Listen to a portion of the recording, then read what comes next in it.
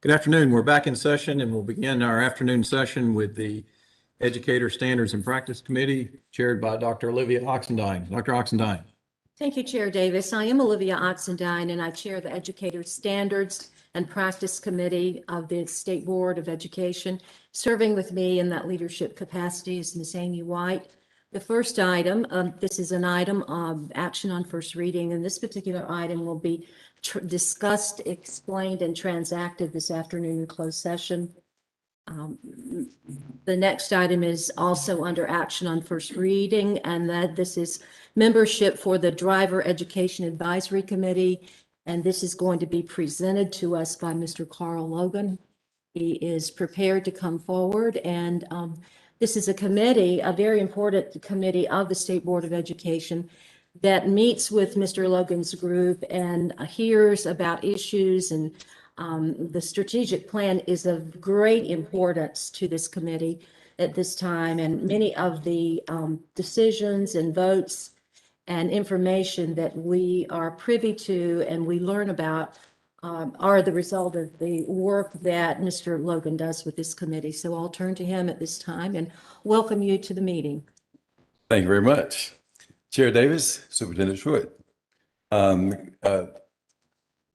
Committee Chair Dr. Oxendine, Ms. White, board members, stakeholders, and guests, I bid you good afternoon from the District Operations Division and Driver Education Section. Great to see you all again, and thank you all for your continued support of the program.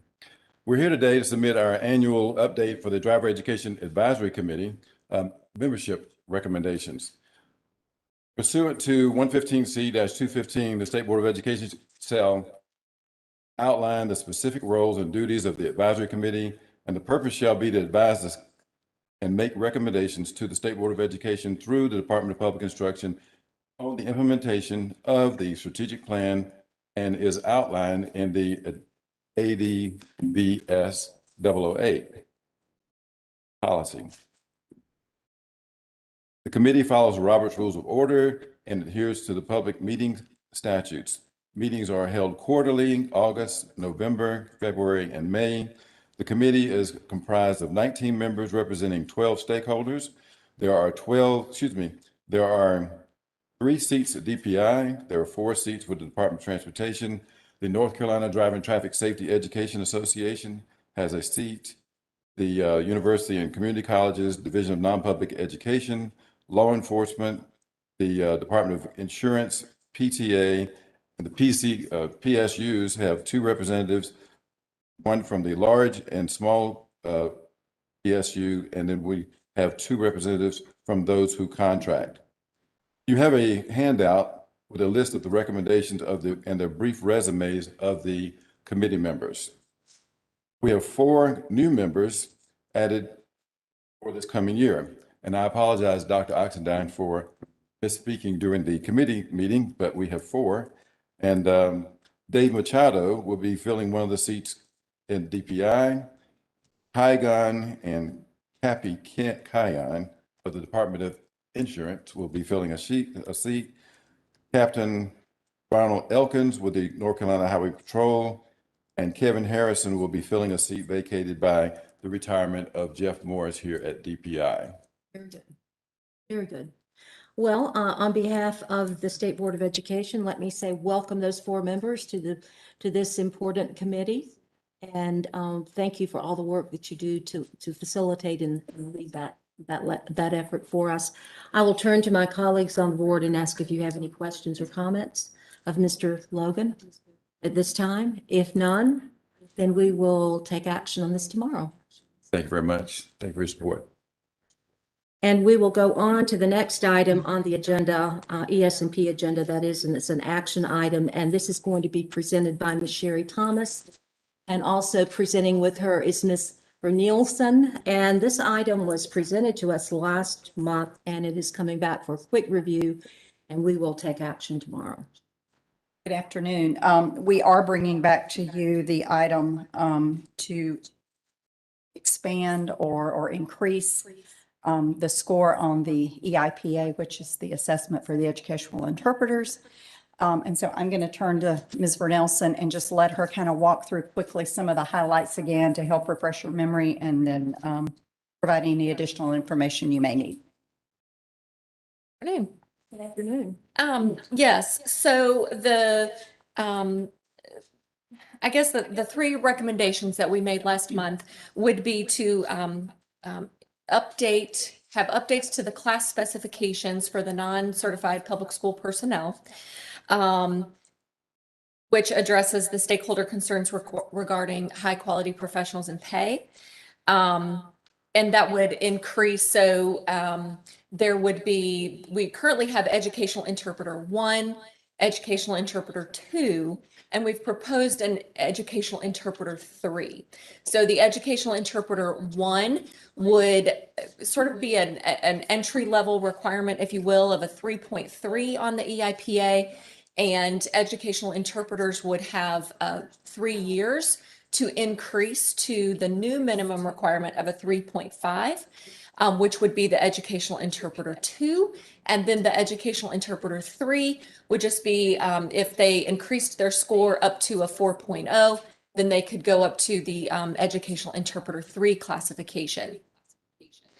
And as a part of that, we have implemented a coaching program for our educational interpreters that we plan to continue to help those at the educational interpreter 1 reach the new minimum standard of a 3.5 in the educational interpreter 2.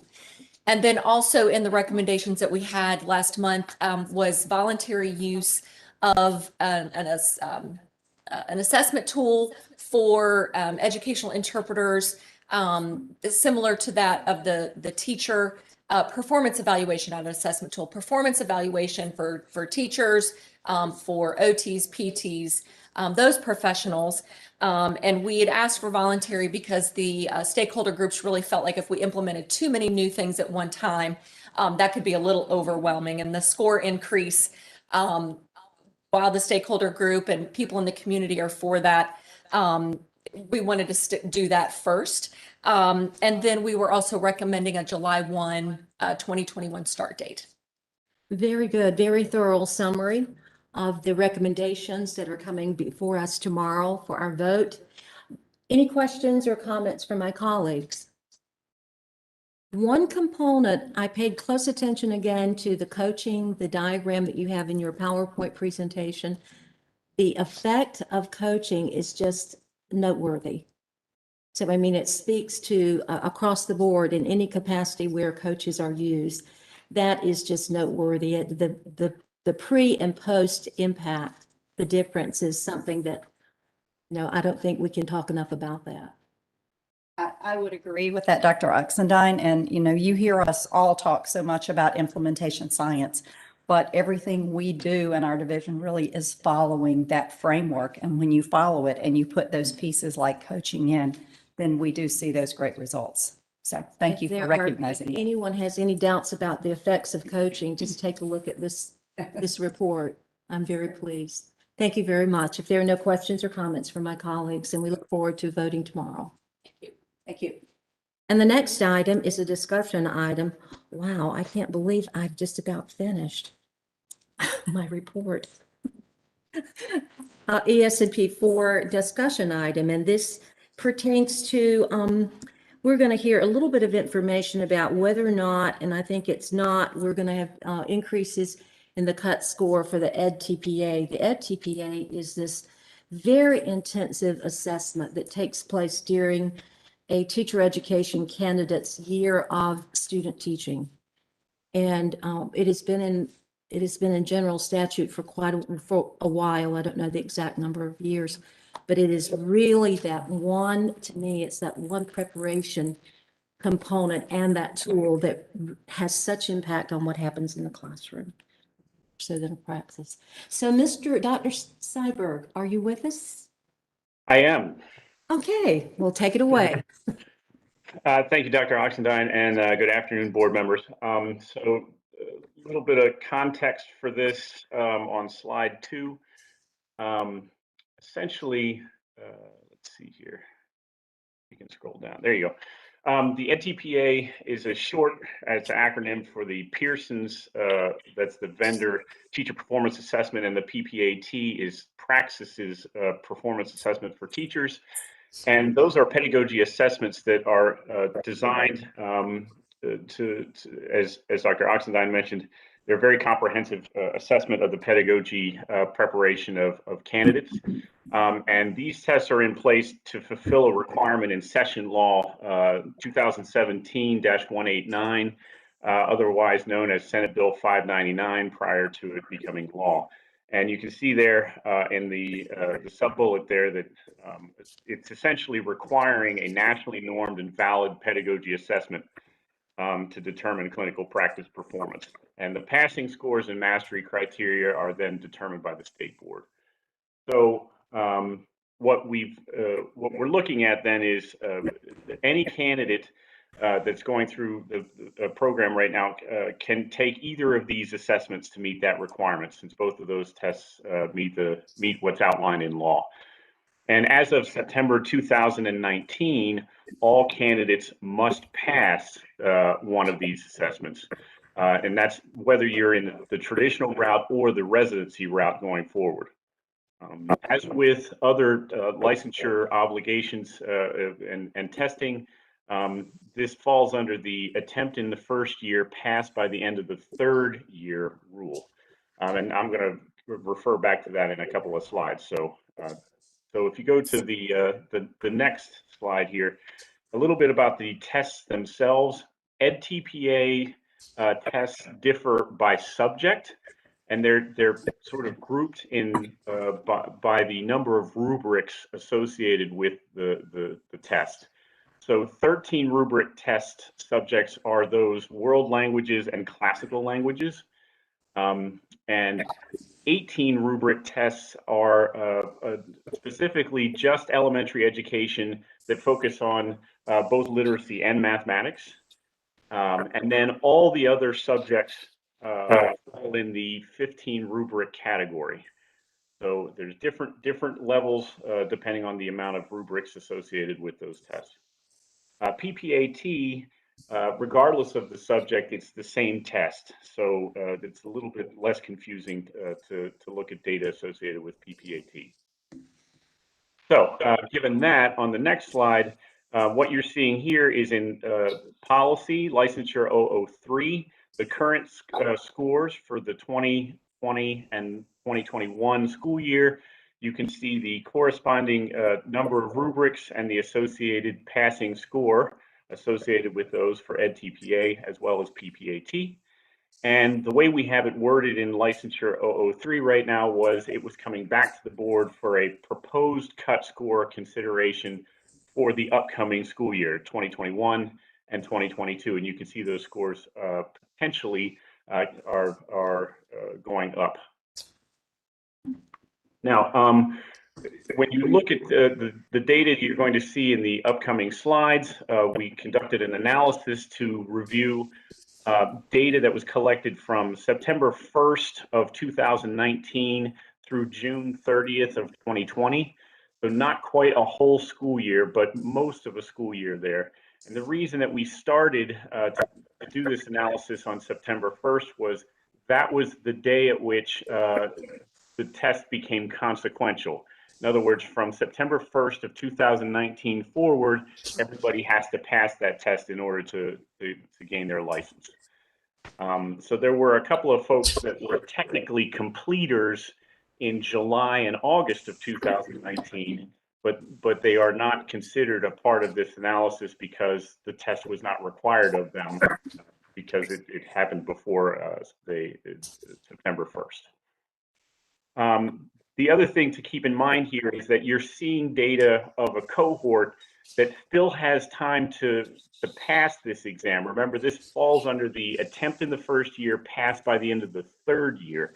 So what you're seeing is an incomplete picture, and we'll have a better understanding of the actual pass rates, or a more complete view of pass rates at the end of the 2022 school year for this cohort. So just keep that in the back of your mind. So let's take a look at the data next, on the next slide. So the way this table is laid out is the way the next couple of tables are laid out.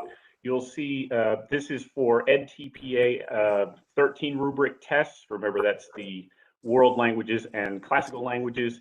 You'll see the cut score is listed in the top row with the current cut score requirement on the left side and the proposed cut score along the right side. Then you'll see the number of folks who attempted and passed that assessment, and a calculation of the percent of folks that passed based on those numbers. And you'll see that what we're trying to share with you is how the pass rate changes if the board were to consider to move this from the current score to the proposed score. So that's the 13 rubric tests. You go to the next slide. The preponderance of folks fall in this 15 rubric category. You'll see a much higher attempt rate, and you'll see the corresponding current score as well as the proposed score, same layout. And then when you look at the 18 rubric, again, this is the elementary assessment that includes both literacy and mathematics. You'll see the current score and the proposed score again, as well as the corresponding pass rates associated with that. Lastly, you'll see the PPAT scores, and this is a smaller cohort. A preponderance of the programs in our state utilize the EdTPA assessment, and I think to date there are only 6 programs that use the PPAT at this time, so a smaller cohort here. Lastly, I just wanted to mention to the board that, again, going back to that one of the first slides, this attempt in the first, pass by the end of the third year, it's important to note that a number of folks are not attempting this test in the first year. So while it is in law that you're supposed to attempt in the first year, not everybody is doing that, and I just wanted the board to be aware that that is in play. There is no consequence in law at this time for not attempting in the first year, but I just wanted you to be aware that that was that the numbers are not as high as we would hope to see, which would be 100% across all of these areas. And then lastly here, when we get to the last slide, when we brought this to Pepsi last month, Pepsi reviewed all this information, and they had a couple of pieces of information I wanted to share along with you. One is that their formal recommendation is to maintain the current cut scores for the next 2 years. And that was discussed and agreed upon for 2 major reasons. One has to do with the pandemic disruptions over the past year. And the second is this giant overhaul of licensure that's being considered right now through Pepsi and a variety of subcommittees. It's a very complicated process, and the stakeholders on the Pepsi Commission were reluctant to be changing cut scores in the middle of that decision because it just may end up actually complicating things. So their recommendation to the board is that is to hold the cut scores current in their current rate for the next 2 years. Lastly, they did also request additional disaggregation of this data, which we will provide them in the coming months over race, gender, subject, and pathway of these tests, and that's to even further understand what's going on with the outcomes of these tests. And specifically, Superintendent Truitt mentioned, and I think this is really important to share here as well, is to really understand what is the impact that these different scores may have on student outcomes. So in other words, what is, for folks who score a 38 on a test, what are the student outcomes versus the folks that score a 40 on this test, and their corresponding student outcomes. Again, we don't have sufficient data to do that calculation yet, but that is certainly in the works, and we will bring that to both Pepsi and the board when we're able to produce it.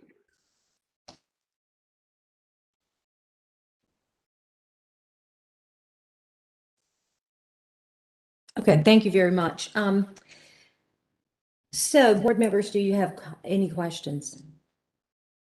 Any comments? Thank you, Dr. Oxendine, and Dr. Seiberg. It's good to hear your voice.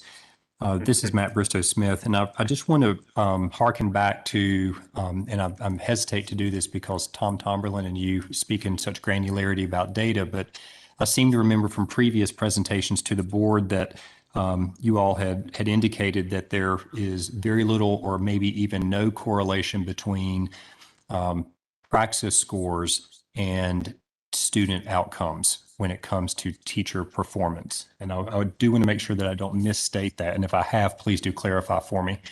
And so I ask that because often when we're thinking about credentials of candidates, teaching candidates coming out of EPPs, we think about whether they passed the praxis and whether or not they have completed the Ed TPA.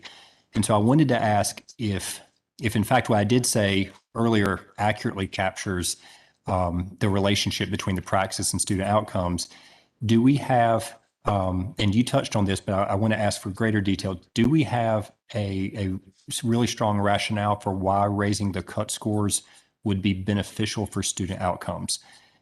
That would be, I think, a really helpful piece to know if increasing the cut scores, which would, by inference, perhaps reduce the number of teaching candidates achieving the Ed TPA credential in their first attempt. Are we raising those cut scores? Are we proposing to do that because it might improve teacher preparation and therefore student outcomes? Did I get close to that? Yes. Okay, thank you. In other words, what's our why? Great. And I didn't know if Tom, did you want to take a swing at it, or do you want me to? I mean, I have some thoughts, but I want to make sure you don't have an opportunity to jump in here as well. Thank you. Dr. Seiberg, please go ahead with the why behind the Ed TPA, bringing the Ed TPA conversation about changing the cut scores, and then I can speak to the research. Sure. Well, the why, as it pertains to the Ed TPA and PPAT, is when we initially brought this, and again, you have to contextually, this has been sort of around the board and around the field for a number of years now. And the reason that this is coming back is, again, if you go back to when the law was passed, it takes a couple of years for the ed prep programs to actually develop enough skill and support within all their coursework in order to be able to steer candidates towards being successful on these, on the outcomes that are desired here. And so while this test has been around for a couple of years, it hasn't been consequential until 2019. And when we initially set these scores, the vendors gave us a range with which to target. And the decision at the time initially was to tee up the lower end of that range associated with the recommendations from the vendors when they were looking at it across the national level. And that was, again, specifically designed to allow and accommodate this transition of these programs into, all their coursework, all their training to be aligned with these goals. So that part has passed. And the intent here and the reason we wrote it into licensure 003 was to go back and revisit it in case there was a rationale from within North Carolina context to review the data that have been collected so far and to consider moving those up more into the middle of the range of the allotted recommendation from the vendors. So that's how all this sort of came to be. Hopefully that gives you a little more clarity as to why it's coming back to the board at this time.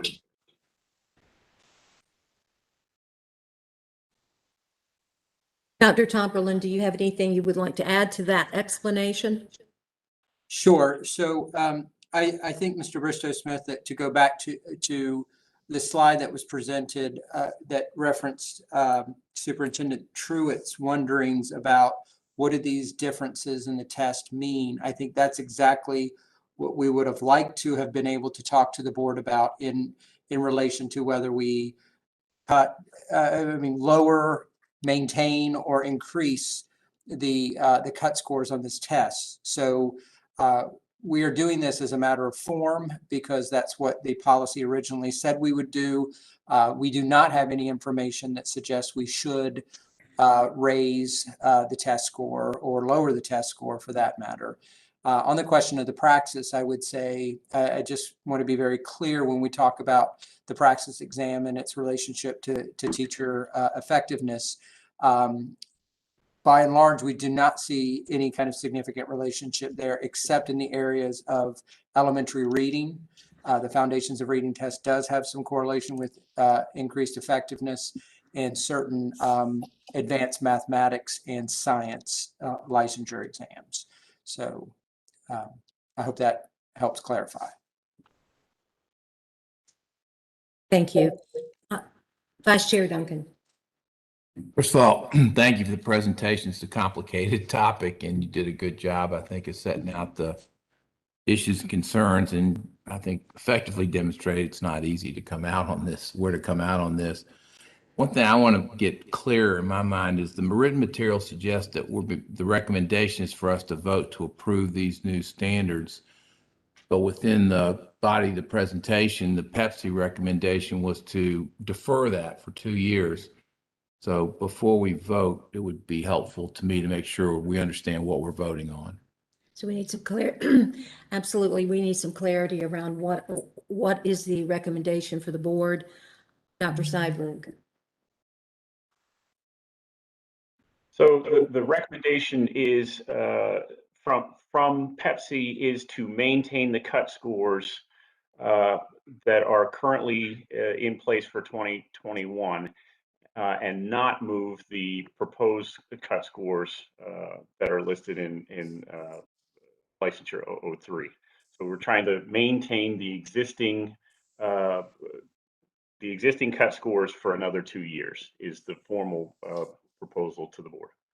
Right, thank you. And I'll take a look at the actual wording in the recommendation to make sure that what you just stated aligns with what is written. Thank you. And if we're going to have to probably do some revising around that, most definitely. Vice Chair Duncan. Question, if we're not changing, do we have to vote? Or can it just be left where it is for that 2 years, or is there a need to have some change in language? I see. So for better clarity, the way we have it listed in licensure 003, it is a table, and in that table, it is anticipating 21, 22. So we would need to formally change licensure 003 to get rid of the proposed cut scores for 21, 22. In other words, it's under consideration, and at some point we will get to 20, 21, and 22 school year. So so because of that, I think it does need to. I would defer to obviously the board attorneys, but I would assume that that is a substantial enough change to licensure 003 that warrants some sort of a decision from you all. I'm seeing a nodding from the attorney to the affirmative. So I do think that it would be wise to get with Deanna and get that wording exact so that we know what to do tomorrow. Let me ask a couple of other questions, Dr. Seiberg, about one statement that you made. About no consequences, 2019 consequences set in. However, it doesn't seem like anything is a resulting from that. Are you suggesting that the board needs to think about that, or should we wait on a recommendation from Pepsi? Do we need some legislation? Just give us some direction so we can Sure. cross the T on that. Sure. So there are I've mentioned two different things there. One is that the test itself has become consequential. And what that means is in order to gain licensure, you're going to need to pass that test. So that's one side of the consequential discussion. The second one is that the lawmakers said that you need to attempt the test in the first year and pass by the end of the third year. And so that is written in law that candidates must attempt in the first year. And what I was trying to share with the board was some information around that while that is that's the intent of the law is that everybody attempt it, not everyone is actually attempting it. And there is no consequence associated with whether you have attempted it in the first year or not. Ultimately, if somebody doesn't attempt the test at all for the first 3 years or doesn't pass the test in the first 3 years, they would not be able to clear their license. But there are two different consequences going on there. One is, yes, there is a consequence associated with not passing this test insofar as you will not ultimately get your license. But on the other side, there is no consequence for whether you attempt the test in the first year or not. I wonder if it would be helpful if we could gather some data from our EPPs to find out the percentage of EPPs that require the candidate to take the EdTP, and I think that's required. So we know that that's going on. Is that correct? That's required at the EPP level. I think what you're asking is whether maybe let me see if I understand your question. Is it a requirement of all EPPs to mandate that folks take the test as a part of their training prior to completing their program? Is that what you're asking? Exactly. And the answer to that would be no. That is not something that all EPPs require at this time. And again, the reason for that is that they could essentially be program complete, but they are not required to have attempted this test until the end of their first year of teaching. So they could attempt that test in the first year of teaching well after the point they are program complete. That doesn't mean that there aren't programs that do require it in their training and their coursework, but not everybody does. But the point that you're making there is what is my point. I would like to know the percentage of EPPs that do require that the candidate take the EdTPA or the PPAT during that final. Absolutely. And that way, we will be in a better position to think about policy if we have some data to work from. Yeah, we can certainly collect that very quickly. Dr. Oxendine. Got it. Yes, Dr. Tomberlin. So that data is available to the State Board of Education where an EPP has that policy. Then the result is that the candidate would apply to the board for direct recommendation or direct approval of the IPL. So in closed session, when we bring these recommendations for an IPL to the board to approve, those are the result of an EPP holding the policy that they will not recommend a candidate for licensure unless they passed the licensure exams in advance of employment. And so we can we provide you with a running list of those with the EPP from which the candidate came, so that those data are available. That would be very good to bring that forward to the board in the very near future. maybe we could have it connected to a, I don't know, maybe a new business on EdTPA, PPAT, to become, for the board as a whole to become very familiar with these very important assessments, because I do feel like they get to the heart of solid teaching. Thank you very much. If there are no other questions or comments, we came to a full stop on that. Thank you for your presentations to everyone in the EPP community family. ESP family. So that completes my agenda. Thank you, Dr. Oxendine. We'll now move to our Education, Innovation, and Charter Schools Committee chaired by Ms. Amy White. Ms. White. Thank you, Chair Davis. I'm Amy White, and I'm chair of the Education, Innovation, and Charter School Committee. I share that responsibility with Ms. Jill Kamnitz. We have lots of items for your consideration this afternoon. We have 3 action items, all of which were presented to you last month for discussion. The first is EICS 1. It's the 2020 Charter School Annual Report. I have Ms. Ashley Vaquero in the room today, willing to answer any additional questions that board members may have about the report that was presented to you last month.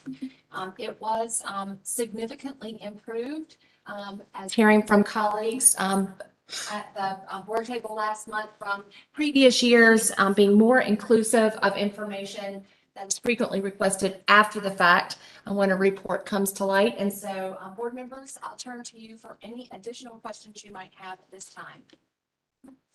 Good afternoon. I was happy to present the report last month. I did follow up with specific questions after the presentation, but I'm happy to hear any further questions, feedback, and we are always open to hearing what you would like to see in future reports to improve them for this board and for stakeholders that are interested.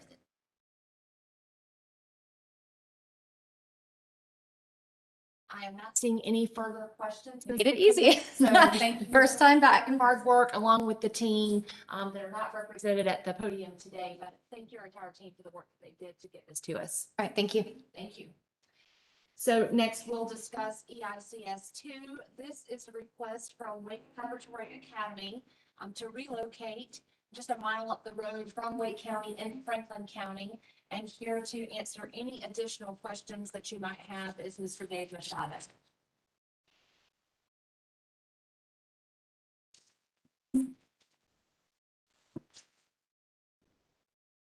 I don't see any hands raised at the table today. Board members, I will tell you that we had a robust discussion last month about several of the issues facing the relocation of this charter school after it had difficulty finding appropriate land, the size and price that they needed in Wake County. And so hearing your feedback and then collaborating with stakeholders, I wanted to read to you the motion that will be included for this particular item, so that you guys can have a chance to review that for tomorrow. I did place it at your board table today, so because it's lengthy, I'll read that now. We're going to, the committee's going to make a motion that we approve Wake Prep's request to relocate to Franklin County, provided that the charter agreement signed by Wake Prep Academy and the State Board of Education is amended to reflect that Wake Prep Academy acknowledges and agrees that it is bound by and will comply with court-ordered desegregation plan in effect for Franklin County schools and the provisions of North Carolina General Statute 115C-218.45, which essentially requires that within 1 year after the charter school begins operation, the school shall make efforts for the population of the school to reasonably reflect the racial and ethnic composition of the general population residing within the local administrative unit and in which the school is located. Provided the charter agreement sets forth the actions Wake Prep will take to comply with the court-ordered desegregation plan and the provisions of the general statute as previously noted, 115C-218.45. So now you know why we needed to see that in print, because we are smart human beings, but that is a lot of words for integration and comprehension. Basically, in a nutshell, it just says, based on the conversations that we had in the past, we recognize that that Franklin County is under a DZEG plan, and that allowing the charter school to move into the new county also requires them to comply with that plan and comply with the state law that suggests that within 1 year, they need to reasonably reflect the composition of the PSU. Okay.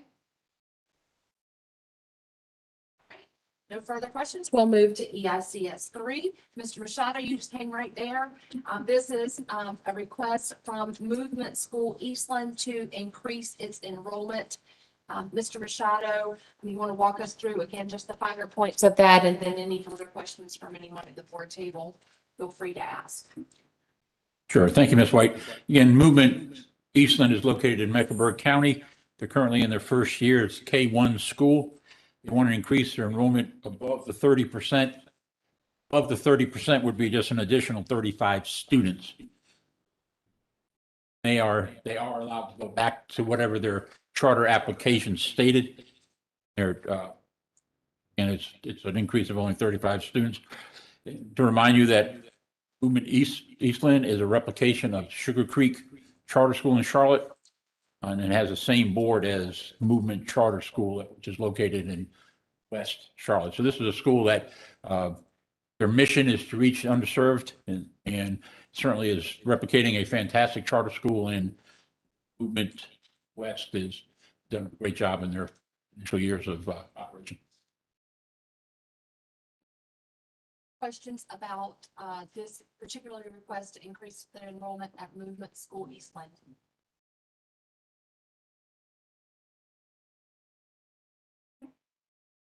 Seeing and hearing none, we'll move to our discussion items, of which there are several. EICS 4 is a recommendation for the preliminary 2021 ready to open recommendations. Mr. Machado. Again, this is the preliminary recommendation. CSAB is meeting again next week, which will come up with their final recommendation. There were 10 schools that were in the ready to open planning year. We're just now completing. 9 are recommended to move forward. Well, there's 9 recommendations, excuse me, 9 recommendations. Davis Charter Academy voluntarily relinquished their charter for various reasons. CE Academy, which is located in Wake County, is being recommended not to open. The following schools were recommended to open in this August will be Peak and Asheville, Faith Academy in Rowan County, Old Mainstream Academy in Robinson County, Summit Creek Academy, and Telra Institute. Following schools were recommended with stipulations: Doral Academy, which is in Wake County, must submit a request to amend their first year enrollment and achieve 75% of that enrollment by June 1st. Lane Reddick Charter School must secure an educational certificate of occupancy by July 1st. In Saba, must meet enrollment projections and receive an ECO to move in to move open. If they do not meet their enrollment numbers and get a certificate of occupancy, CSAB is recommending that they go into the regular timeline. They were an accelerated application, and normally CSAB would not recommend if a accelerated application is not ready to open, it's time to, then they would just have to relinquish the charter. CSAB felt like because of the issues with single gender and us having to spend a little more time getting clarification, they got a little bit of a late start. That's why they're showing SAB a little grace and consideration on this one. CSAB, again, will make their final recommendations next Monday, and we'll bring them back to State Board. Thank you, Mr. Machado. I so appreciate you getting this information before us this month, knowing that CSAB has a few final tweaks to make to their final recommendation next month. Does any board member have a question about any of the schools that are listed in your executive summary that will be moving forward to ready to open?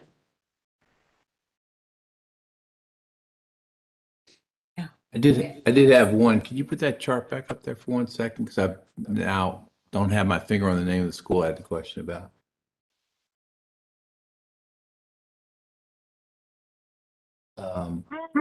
Yes, Doral Academy, you said it would have the information by June 1. This is unreasonable. It's June 2. I was just curious, can you update us as to where that was? They are providing us that information as we speak, and we'll be reporting it to CSAB on Monday. The information that we've got as of 12 o'clock today, they are at that 75%, but I want to see the official enrollment numbers before I officially comment on that. All right, thank you.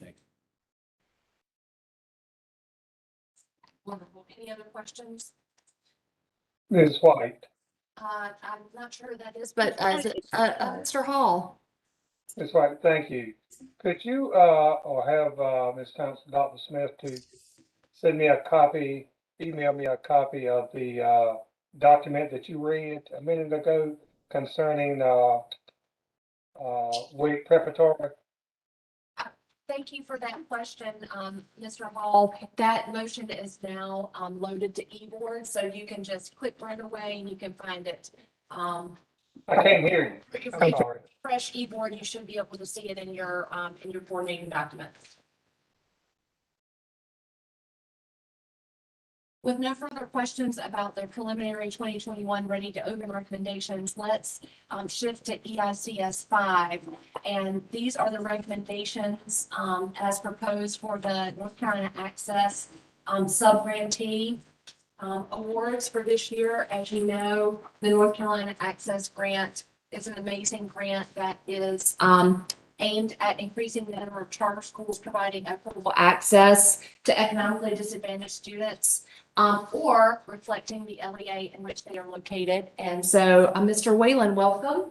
Thank you. Excited to have you and your team present the schools that are recipients of this year's, or these particular awards. Yeah, thank you, Ms. White, and good afternoon, board members. Excited to be here to present this is now the third round of sub-grant recommendations from our office. So as a little brief reminder just about the program, the NC Access program is made possible by a $36.6 million federal CSP grant that we were awarded in 2018 to expand the number of high-quality charter schools open to educationally disadvantaged students. And you'll hear me use that term a lot, but we use the federal definition, which includes students who are economically disadvantaged, students with disabilities, English learners, immigrant students, migrant students, and homeless or unaccompanied youth. And so just a brief, the overview on the board, the ultimate goal is to award 60 subgrants over 5 years. As you'll see through this round of recommendations, we will actually meet that goal this year with additional subgrants left over for future years. But the major priorities are the school level subgrants. 90% of the CSP funds go directly to schools for subgrants. And then the dissemination of best practices and professional development through our fellowship program and our website that launched last October, where we house best practice summaries that are developed by subgrantees and fellows that have been through the fellowship program. So again, the three overarching goals for the program, the first is to increase the number of educationally disadvantaged students attending high quality charter schools around the state. That is the basis for the subgrant recommendations that we bring before you today. The second goal is to develop a cohort of charter school leaders, ultimately 160 leaders who can develop and demonstrate best practices serving educationally disadvantaged students. And the majority of that work is through our fellowship. And to date, we've had 99 fellows who are in the process or have completed that program. And then the third goal is to broadly disseminate those best practices and foster collaboration. So part of the requirements of the fellowship program and of the subgrant program generally is developing best practices, which we work with a partner organization that helps to curate those into easily digestible and implementable summaries that we post on our website. And subgrantees are required to host collaborative in their region with other charter schools and traditional public schools in the area. I already mentioned the federal definition that we use, so we can just move on from that. So The main components that we look for in the subgrant program specifically are ways that schools are reducing barriers for educationally disadvantaged students. So some of the requirements are the use of a weighted lottery. You've seen a lot of those amendments come before you as a result of the Access Program subgrant recipients and also just more broadly in the charter sector. A requirement to provide a comprehensive transportation plan to remove barriers of access to the school, a comprehensive school lunch plan, a marketing and recruitment plan that is targeted to reach educationally disadvantaged students and their families, and a parent and community advisory council that is also part of a larger parent and community engagement plan that is submitted. And this is all submitted through the application process. We also require that documentation to then be submitted to us, which we use for monitoring when we monitor schools on an annual basis. So while there are other things that are considered as part of the application, these are some of the priority areas that we look for through the review process.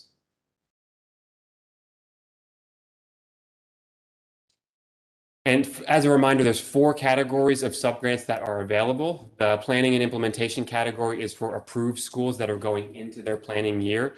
So because of the way the timelines match up, schools that are applying for a charter school this year can also apply for subgrant funding because they will be going into their planning year. And there's a few different ways you can use the money before school's operational. But in order to have those schools approved and have applications reviewed, they can apply concurrently to applying for a charter school. The implementation only category is for schools that are in years 1 to 3 of operation. If they have school performance data available, the school must have a B school performance grade and met or exceeded growth for all of the years of data that are available.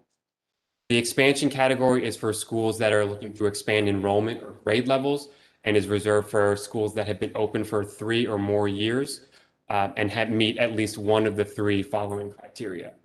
So they need to have an A or B school performance grade for 2 of the previous 3 years and met or exceeded growth for 2 of the previous 3 years. They need to have an A or B school performance grade for 3 consecutive years, regardless of growth status, or they need to have a C or above and met or exceeded growth for 3 consecutive years to be eligible for the expansion category. And the replication category uses the same eligibility criteria in terms of school performance grades and growth status, but it is for schools that are replicating the model of an existing high-quality school. So those schools are also going through the overall charter approval process to apply for a replication of a new school. Any questions about the categories before we move into the recommendations? Dr. Oxendine. I have a question. Thank you very much. This is an exciting opportunity for charters. I want to make sure I'm understanding this correctly. So it's possible for a prospective charter school applying to be a charter to also apply for an access grant? Correct. And so approval of a subgrant would also obviously be conditional on approval of the overall charter application. Would applying for access strengthen the charter application? The base application to become a charter?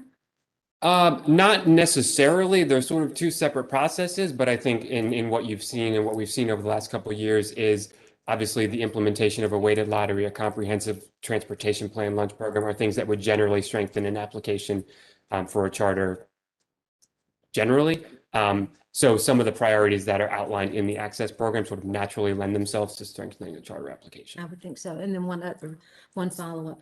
I'm very interested. I want to learn so much more about the fellows program. And I heard you say 99 fellows, you have 99 presently. Is this a principal preparation program geared, wrapped around preparing charter leaders? It is not specifically designed as a preparation program. So we have a lot of high quality leaders that are coming into this. And so the focus of the Access program is really around sort of serving educationally disadvantaged students. So a lot of our sessions are around providing the supports and resources for educationally disadvantaged student populations. And we do those throughout the year. There's 12 different sessions. And we'll be back later this summer to present our annual report. Well, So you can see give my eyes are widening. can give a lot more information about the fellows program then. But yes, they are very sort of specifically focused to serving different populations. We so need that for 1,000 reasons. Yep. Those are my questions. Oxendine. Questions at this point from anyone else? say, please proceed. Great. So the subgrant recommendations that are before you, just as a reminder, applications are, letters of intent are submitted to us. We check those obviously for eligibility, and then full subgrant applications are submitted by eligible schools on March 1st. A team of trained external evaluators and the NC Access program team review all the applications based on the state board approved scoring rubric. And then individual subgrant recommendation reports are drafted. So you have recommendation reports for every school that submitted an application. That includes the recommendation summary, the full application by the prospective applicant, and the completed rubrics by the review committee. And for this cycle, we are recommending the approval of 19 subgrant awards, 3 for the planning and implementation category, 7 in the implementation only category, 8 expansion, and 1 replication. And we'll go through each of those in just a second. That comes out to just over 10.7, almost 10.8 million in total funding for this round. And as I mentioned, with that 19, if all of those are approved, that would get us to 61. So we would meet our goal of 60 with about 2.4 or $2.5 million left to run an additional subgrant cycle and award more in 1 year of applications. So just to, I'm happy to stop and answer questions at any time, but just to go through each category very briefly. In the planning and implementation category, there are 3 schools that are recommended for approval: American Leadership Academy of Johnston, Bonnie Cone Leadership Academy, and Dogwood Classical Academy. And those are all recommended to receive $400,000. And what you'll see in the table is the applicant name, their year 5 educationally disadvantaged student projection, and the award recommendation. And just to note, the year 5 is just for our internal purposes, because the grant is for 5 years. That doesn't necessarily reflect the ultimate EDS population that the school would serve as they're fully grown. In the implementation only category, there are 8 schools. Carolina Charter Academy is for $700,000. I'm sorry. Carolina Charter Academy is for $500,000. Doral Academy of North Carolina is for $400,000. Faith Academy is for $600,000. Cosin Innovative Charter School for $400,000. Old Mainstream Academy for $400,000. School of the Arts for Boys Academy for $600,000. And Southwest Charlotte STEM Academy for $500,000. And there were 3 applications submitted in this category that are not recommended for CE Academy, Steel Creek Preparatory Academy, and Westlake Preparatory.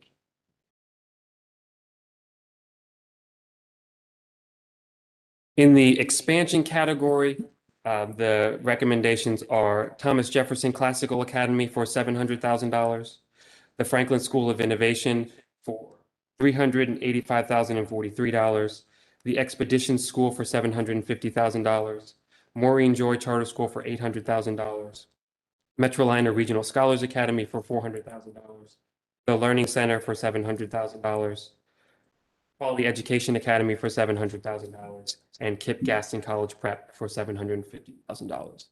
I apologize, it's on my sheet is out of order to the slides. And for the final category, the replication category, we did have 1 replication applicant this year, and that is Triangle Math and Science Academy 2, and they're recommended for.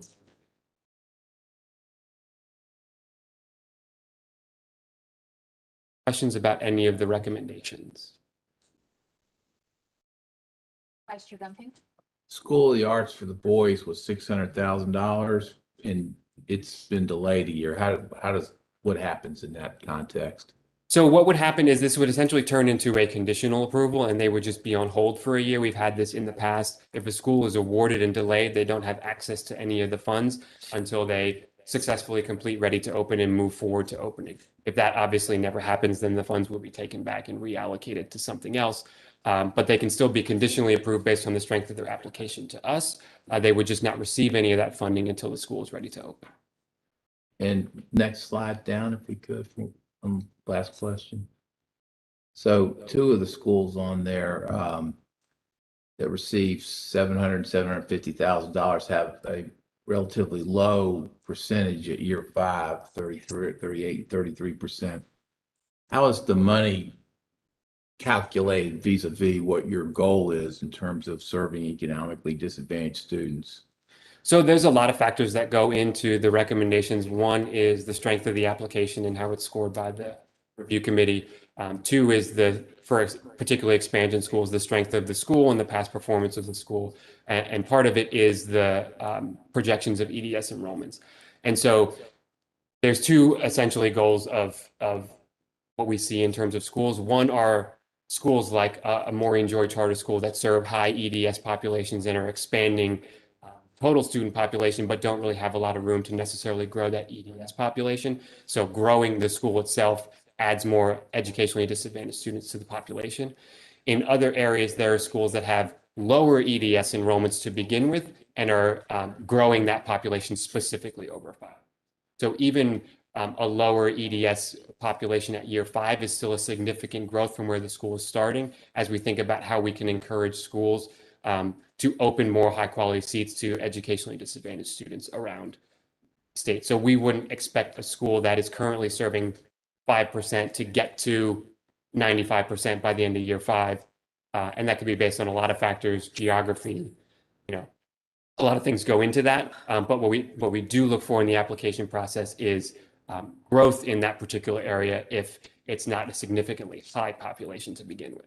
But just one last question. So anybody who receives a grant, any of the schools who receive a grant are considered to be high quality seats as a condition of the grant? Correct. And that's the eligibility criteria I outlined for them to even be able to apply in the first place. Slide, it was suggested that school performance, that you need to be an A or B. The idea is that you wouldn't allow a school that is already facing significant academic challenges to admit or recruit additional students that would present additional, even more challenges in the classroom. So you want schools that have a strong academic standing. Yeah, and I did notice that and understood that part. So I was a little puzzled because a couple of the schools that are on there haven't started yet. So how could they be considered high quality seats under that definition when they haven't yet started is where I'm trying to follow what the reasoning is on that part. But I think you said that well about what the purpose is on the other seats. Sure. And I can speak understand this. sort of directly to that for the planning and implementation category. We obviously rely heavily on the strength of the application and the proposed plans. And what you'll notice from the recommendations is that the recommended funding levels for those schools are typically less, or almost in every case, less than high quality expansion schools that have a track record of success, given that the school is not open yet, but because of the strength of the application and some of the challenges in terms of funding and starting a school and what the planning year entails, that category is reserved for, and we rely heavily on the strength of the application. So thank you. Further questions? Just a quick question. Do you annually track their progress toward that percentage 5-year target? Yes, and so that'll be part of our annual report and we'll to describe later this summer. Yes. What would be helpful is to see actual numbers. The percentage tells one story. The actual numbers, enrollment tells another.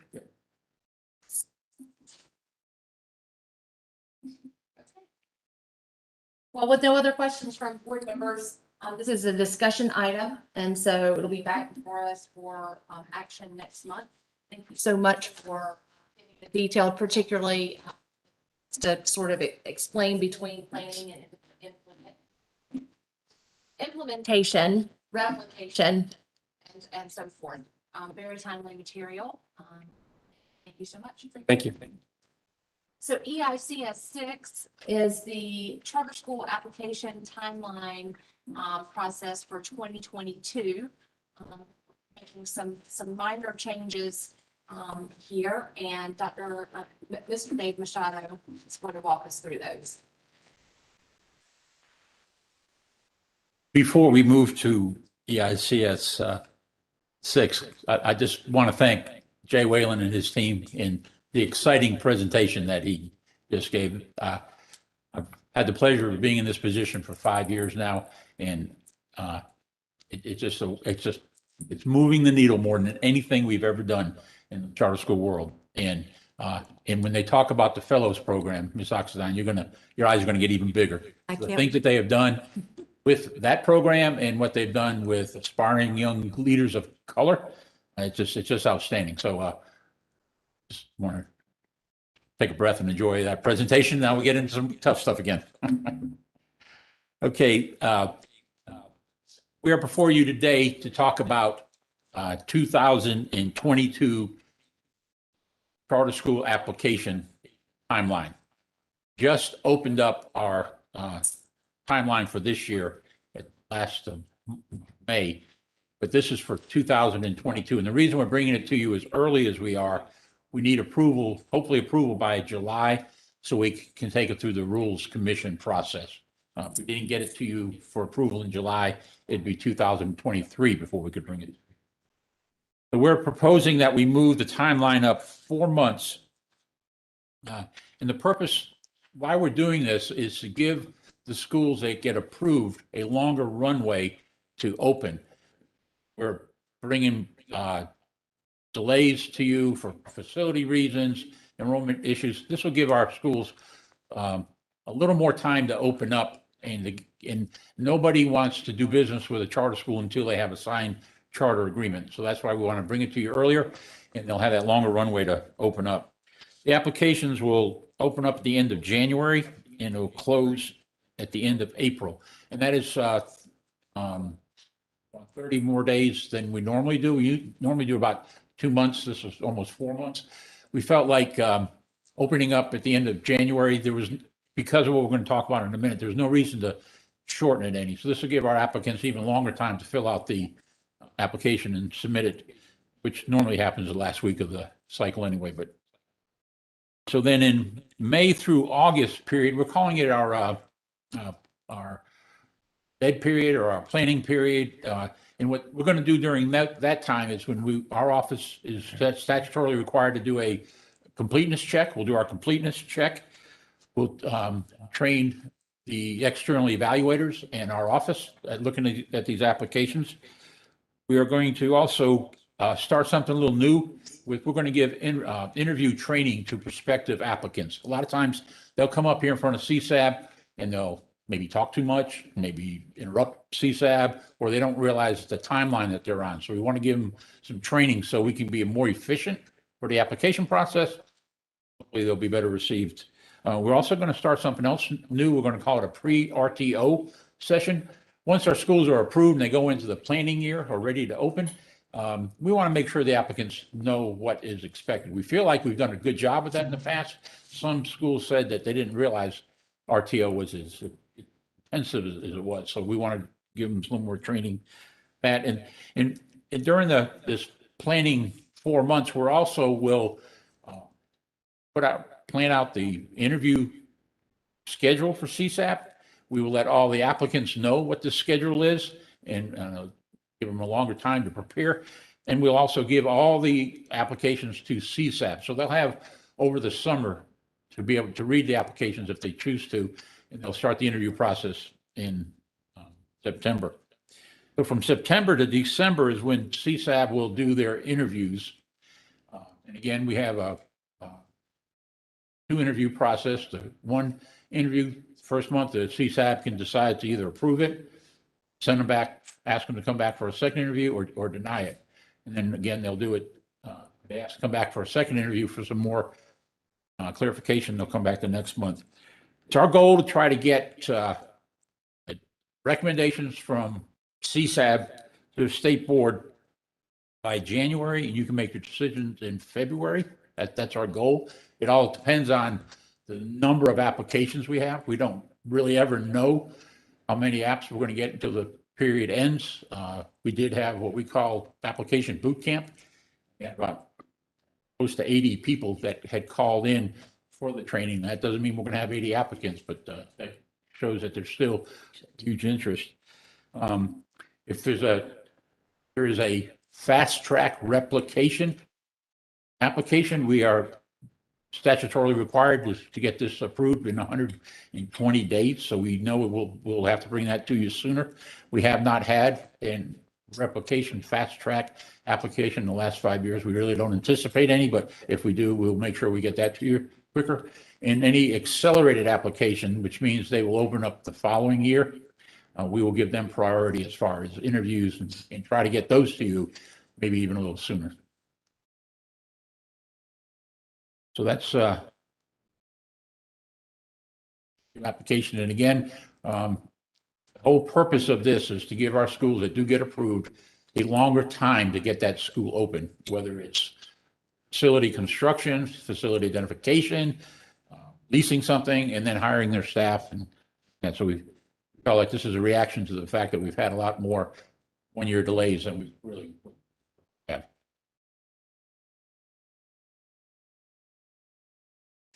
Any questions?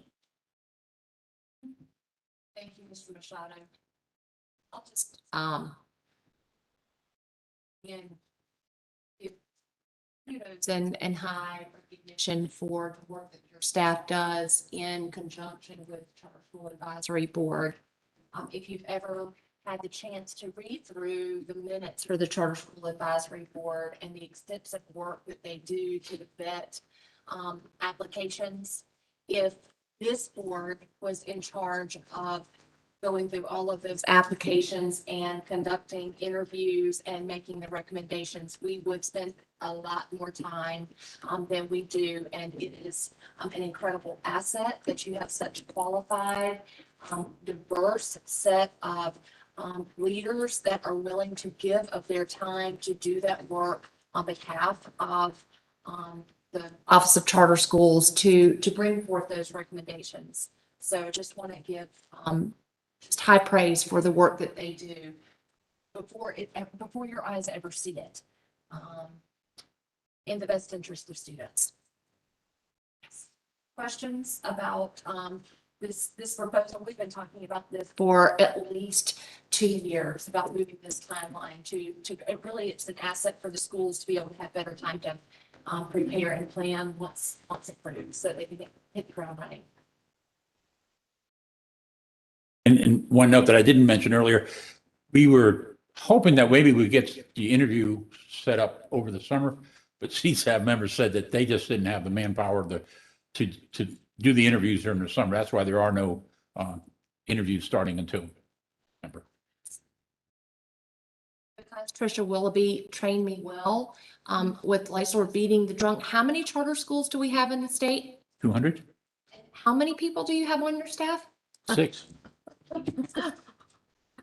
6 people at 200. That's the largest school system. 6 people. I just thought I'd get that in. Okay. EICS 7, Doral Academy's request to implement a weighted lottery. And I am blessed with a very strong staff, so thank you for mentioning that. Doral Academy, again, is in Wake County. They are currently in their 1-year delay. And they're asking for amendment for 2 things. One is a weighted lottery, and they're asking for the weighted lottery because they are part of the NC Access Grant. And they're also asking to decrease their enrollment from 500 to 270. And you can see the chart right there. Their building only has capacity for 325. Originally told us it was for 500.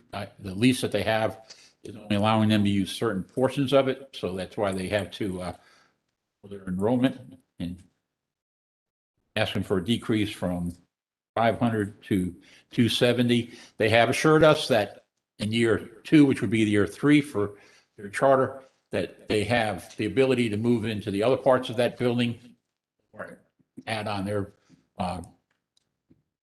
purchasing of land from it's a church, that they are allowed to use the church, and then we'll add their permanent site on that same facility. So we're confident that they will be able to meet, the facility will be able to handle their 3rd-year enrollment projections. Question about Doral Academy. Okay.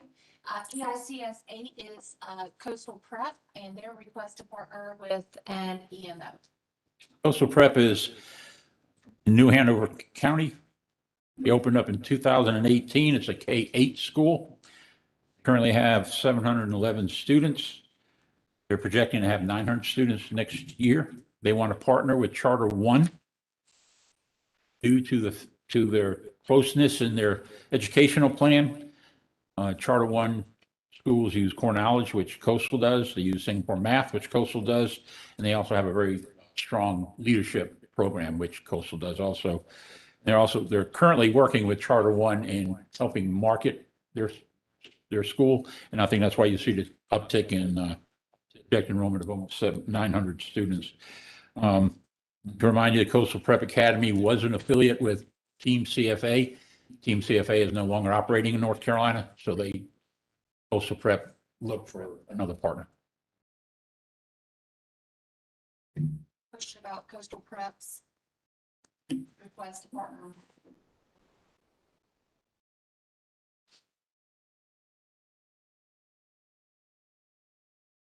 Okay, then the last discussion item today is EICS 9, and this is Asheville Peak Charter Academy in Buncombe County, and they're requesting to revise their enrollment to a smaller number.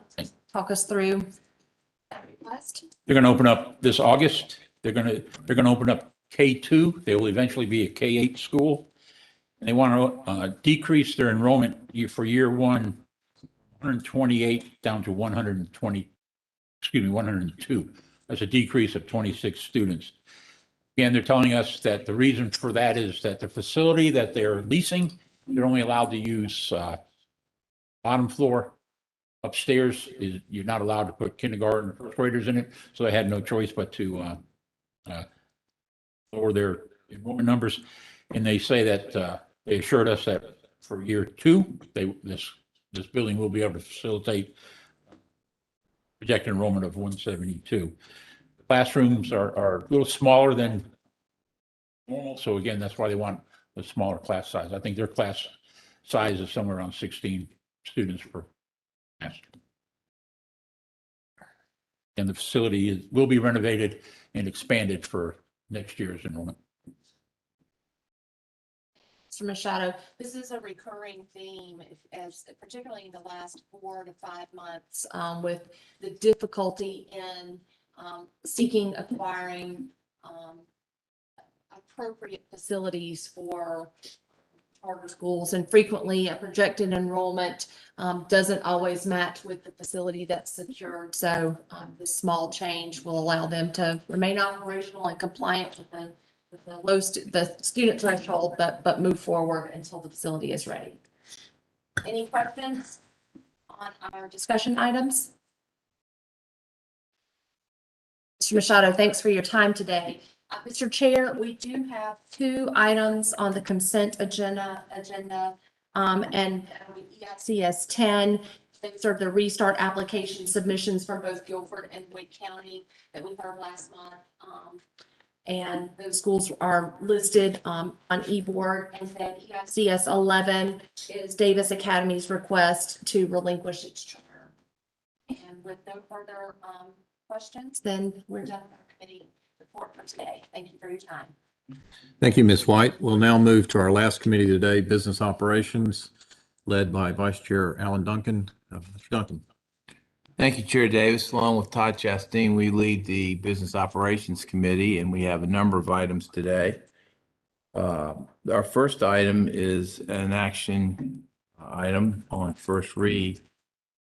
It's our approval of contracts over $500,000, and we are in a real run of significant contracts. You'll recall last month we had 12 that fit this category. And if you look, we have 8 more that fit this category this month. And because all these contracts are important, what we thought we would do, I will say I have not heard any questions from any board members on these yet, but we think it's important to familiarize the board members very briefly with what the significance of these contracts is, or what will be for the board and for the department. So we thought that we would have in less than a minute, quick orientation with respect to these 8 contracts, but we will stop after each one. And if anyone has questions about it, wants to go into greater depth, we want to have that opportunity. So I have a all-star cast. Our first contract is the applicant tracking system. And if you are the one who has that, just jump on in, please. In person, better yet. Good afternoon. So this renewal is for the applicant tracking system, formerly known as Teacher Match. It will now be known as PowerSchool's applicant tracking system. PowerSchool has purchased the company. This is the applicant tracking system that is used by a majority of the LEAs, I believe about 90 in the state, and we provide it as a service centrally for those districts who wish to opt in. The second thing that this contract does is combine the applicant tracking contract and the statewide job board into a single contract that allows us to align start and end dates. So this is a renewal for 1 year with an optional 2 more. All right, and just for clarification, we have a PowerSchool contract. It's our student information system. To be clear, this is separate from that. This is separate from that. So It's all under the same contract, but each one is defined with its own amendment and start and end date. okay. Questions or comments on this item? Well done. I think you beat the minute nicely. Our next one is College Board North Carolina Advanced Placement Partnership. Shaw Coltrane, welcome yet again.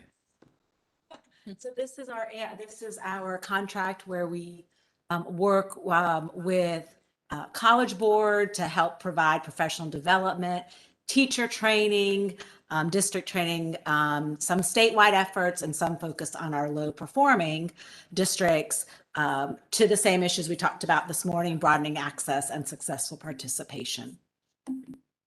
All right, also well done. Questions or comments on this? All right, our next contract is with Canvas, and it's an infrastructure contract, which always require a word or two for understanding. It is an important contract, however. Good afternoon. This is for our state K-12 learning management system, Canvas. This is a 2-year term renewal with an optional 1-year term. This is 150,000 licenses for DPI, NCBPS, and 4,000 licenses for driver's ed. It also establishes convenience contract pricing for all of our PSUs. And 98 of our PSUs, 98 of our LEAs, and 50 of our charter schools are currently Canvas users. And I just have to share one metric. Our active users from March 2020 to March 2021 went from about 700,000 to about 1.9 million in that 1 year. That's a good metric to point out. I would also point out that in your less than a minute, which was well done, you touched every committee of the board in some way. Even though this is coming from the Biz Op committee, it truly is the work of all the committees of this board that's being touched upon. So, and that's true about just about all of these contracts. So thank you. Any questions or comments on that? All right, our next one is the EBSCO Amendment 5 contract. The EBSCO contract is a 1-year renewal, and this is a research database contract. And this is one of the databases that powers NC-WISAL. NC-WISAL was established in 1999, and it is the tremendous tool for all of our school libraries and teachers and students across the state. And this is a 1-year renewal for this contract. All right, very good. Do you have Encyclopedia Britannica as well? I do. Don't go far. But as you pause for your breath, are there any questions or comments on the EBSCO contract? Which again is one we don't talk about much, but is important and much used. So again, this is Encyclopedia Britannica. This is another database that powers NC-WISAL. I think one of the significant things to know about this, it allows safe searching for our students, no advertisements, and tremendous economies of scales for all of our schools. thank you. Questions or comments on this one? All right, not having heard any. Our next item or contract is Open Education Resources Solutions, which has become increasingly important. And you are doing a great job. Thank you, Vice Chair Duncan. So please. So this us is about a this. one-year contract renewal with ISME, and ISME is the platform that hosts and secures our open education repository. And we call that Go Open NC. Now, this launched in December of 2019, and it was late December. So it actually really started getting known right before our pandemic happened. But the significant part of this contract is, and I think the powerful part of this is it allows a place for all of our educators to collaborate because there are hubs. So certainly you think of open education resources, right? Those are digital resources that have a Creative Commons license that anyone can use at no cost, and they are standards aligned. So anyone can log in, they can take a look at that. But I think the most powerful piece of this is the professional learning networks that exist behind the scenes. And if you log in at any time, you can see there's a 5th grade network where they have 5th grade lessons around a certain standard. So in addition to providing open educational resources, and this replaced the North Carolina LOR as part of our North Carolina Digital Learning Plan, it also provides a place for educators to collaborate and build out resources. Since the pandemic hit, there have been 4,300 lesson plans added to this platform.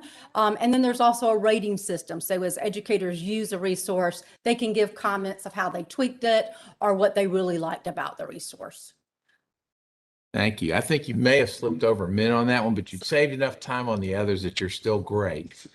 But this is, I do think we highlight this because this has become a very important resource for our educators in recent years, in terms of being able to use open resources. And so having the rating system for the quality and all these features is something that's extremely important. So our next item, yes, please, go ahead. So, the ISME contract renewal is another item that generated some conversations through social media about the expenditure of those funds and what those funds pay for, and particularly some dissent about some of the instructional materials that would be contrary to well, it's absolutely dealing with equity, but particularly that there was a question about funding for things like critical race theory and some. Just can you give us more direction about what kind of instructional materials those funds are going to pay for? And have you been hearing some of those same questions yourself? Just wondering. If I think all of us have probably heard a question or two along those lines. Superintendent Truitt, can I allow you to answer that question? Because I know that's something you've also been looking at. Sure. I think that the issue here is that is in the very nature of the name Open Education Resources. So OER, as is stated in this summary of the contract, allows for any teachers with North Carolina teaching credentials to log into the system and post and share lesson planning. So as I was reading this, I was thinking to myself, oh, I wonder if there's a way internally that we can look. I was thinking more about the quality of the lesson plans. But the truth is that it is lesson plans in and of themselves by law are a matter of local control. And so it is not for the department to tell teachers what they can and cannot teach. And so we rely on the best judgment of teachers to decide what resources they're going to use. So for example, if a teacher posts a lesson plan on this platform that perhaps underscores elements of critical race theory, another teacher can choose whether or not they want to use it. If a teacher decides to use that lesson plan and a parent complains, then that is between the parent and the principal and the school district. And I think that's where the questions have come up specifically. And I think you're smiling because that's been your experience as well. But the majority, I mean, the vast majority of the uses of this don't apply to that issue. But that issue is important to some people. And so we have heard some comments in that regard. Well, I would assume that that's correct. We don't know. Yeah. We don't know to what extent that is true or not true. But what we do know is that teachers do have discretion over what they're going to teach, what lesson plans they're going to teach, and parents have the right to question whatever a teacher teaches. And then if that parent is not satisfied, then they have recourse within their child's school and district to handle it as they see fit. Yes, Dr. Oxendine, then. Thank you, Vice Chair Duncan. Here's the conundrum as I see it. I understand local decision-making around X, Y, and Z. That for 40 years since I've been back in North Carolina, I respect it. But the conundrum is that we are seen as supporting it when we enter into a contract with this vendor, that we are supporting critical race theory. If there are lesson plans that point in that direction. So I don't have an answer to that, but the issue remains. The conundrum exists. So if I could just respond to that, Dr. Oxendine, whether it's this platform with this vendor or another vendor, ISKME is not the issue. The issue is, do we or do we not provide a platform for teachers to share lesson plans and resources? That is the question. Bristow Smith. Yeah. So I just want to ditto Superintendent Truitt in that point, which is that what ISME is doing is providing an online platform for teachers to collaborate in the ways that 21st century teachers do collaborate, to share their resources freely at no cost to other teachers, and then to allow teachers in the field to find which resources best meet the instructional needs of their particular classroom. And I think it's also worth noting that these other platforms, very similar in structure, exist in other ways, such as our Participate Learning, the global learning dual language immersion program, has their own online platform where global teachers collaborate with each other and share lesson plans. Many of our teachers in North Carolina, do work with other platforms such as Teachers Pay Teachers, which are for-profit type platforms in which this lesson plan exchange occurs. And so the strength of the ISME platform is that it is truly free. It is an open and democratic exchange of curricular materials, and this is my voice coming from the field as a principal, as a practicing teacher for 16 years in the classroom.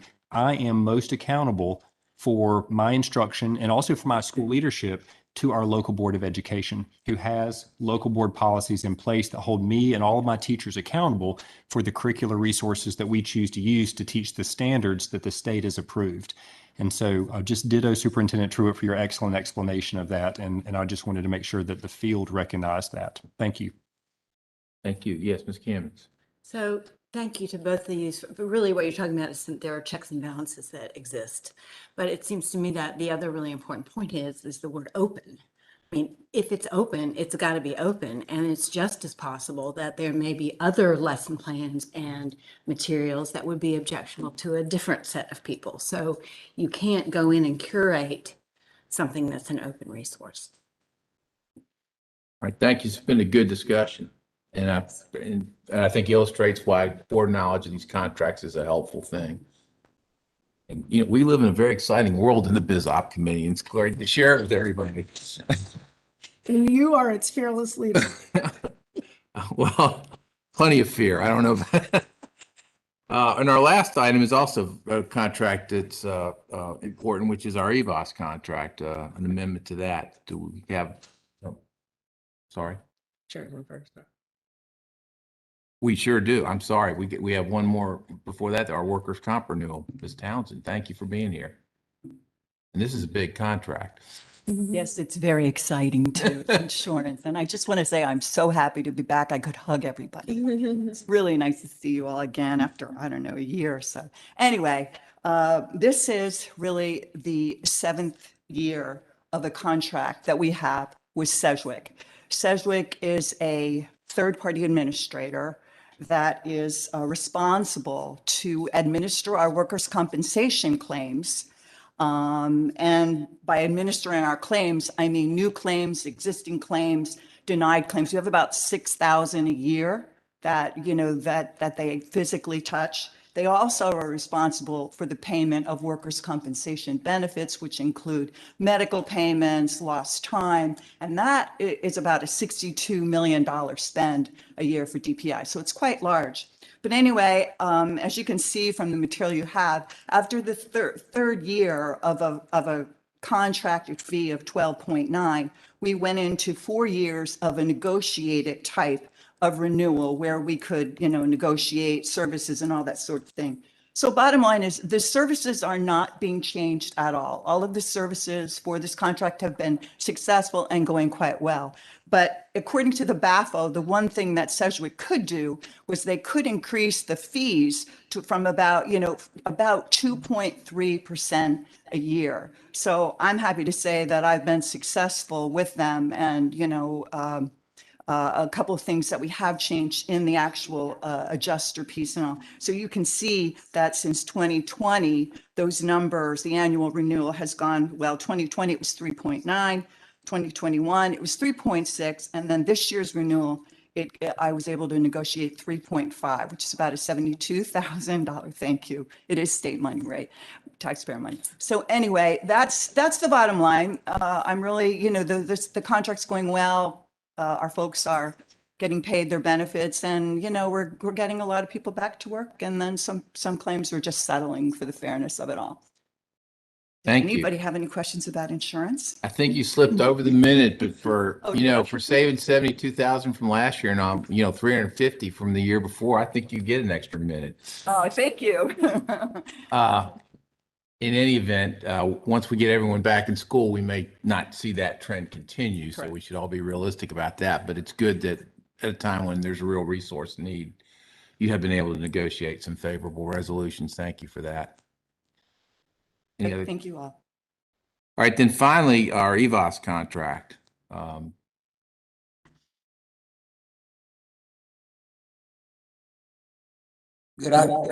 Good afternoon. This is Tom Tomberlin. This is the renewal of the standard EVOS contract for measuring student and school growth in the state as required by legislation, and I'm happy to take any questions. Well done. I had you at 12 seconds. That's really good. For a contract that's this complicated, people can talk for 12 hours about it in a drop of a hat. All right. Well, this is our standard EVOS contract. And of course, we need this contract this year because we are doing the back to the EVOS work at the end of the year. The work will be done. The question about what we do with that work exactly is an entirely different question and not the subject of biz op work. That's other important committees of the board will be dealing with that. So thank you to all for presenting on this. It was very helpful, I think, and I appreciate keeping us updated on where we are. That'll move now to Biz Op 2, which is the American Rescue Plan Elementary and Secondary School Emergency Relief Fund State Application Template. Dr. Michael Meyer is going to lead us through this discussion. About 2/3 of the funding has already been allocated by the federal government, but the last third, and I see Dr. Townsend as well. The last third is subject to an application process, and that's what we're going to have described for us now. Dr. Meyer. Yes, sir. Townsend. Well, thank you for having us this afternoon. I'd love to be here for a minute, but I'm not sure you'll let us get off that easily. You get a little longer than a minute, yeah. So I wanted to have Dr. Townsend with me so everyone is clear that this is the work of both of our offices, the Office of Learning, Recovery, and Acceleration, and federal programs. We're working together to ensure that we are not only planning for the effective use of these funds, but we are monitoring these funds and dispersing them in the most efficient and effective ways. So the American Rescue Plan template is required by the U.S. Department of Education so that we can receive the final 1/3 of our ESSER 3 funding, which comes from the American Rescue Plan. What you'll see in this draft document are 7 sections that detail the current need or status in our state, safe reopening plans, coordination of funds, maximizing state level funds, supporting LEAs, supporting the educator workforce, and monitoring and measuring programs. We're required to make this template available for a 30-day comment period. We are currently in that comment period. I believe you also have the link to where this is posted. So we are collecting the feedback from this. And the purpose here is that we will get public feedback on this draft template, use it to finalize the draft template, which we can then update at a later date as we see fit. But more importantly, we're using this draft template as the first step to building out the learning recovery long-term plan. And I know we've talked a lot about this comprehensive ESSER 1, 2, 3 plan, and I'll update the board next month. I'm prepared to update the board next month on that work, but we're really using this as the framework to build that product out. Also, I have shifted the language a little bit from ESSER 1, 2, 3 plan to this learning recovery plan because by and large, ESSER 1 and 2 are completed. So we're not really planning for the use of those funds. What we're trying to do now is capture how those funds were in fact used and then looking at the impact of ESSER 1 and ESSER 2. And as you know, ESSER 2 was essentially dictated to us in terms of how we would use those funds. So what we are looking for is how can we effectively plan for the use of ESSER 3 funds. All right, so a couple of thoughts. First, on ESSER 2, there are some categories that are discretionary to the board and the agency, and so I do think we did need to plan forward on those items. And then there's some funds where once the category is expended and there's remaining funds, again, there's discretionary abilities to properly utilize those. So I think we are going to appreciate your reports and thoughts about those items as part of the July plan. I do think that should be part of it. Are you also going to come back with in July with what you got from the 30-day public feedback request? Yes. Yes, we'll come back with the 30-day.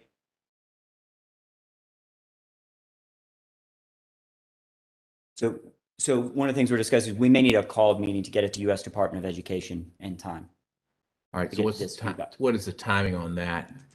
So June 21st is the expected time in which we would submit it to the U.S. Department of Education. When's the 30-day time period end? The 18th. Okay.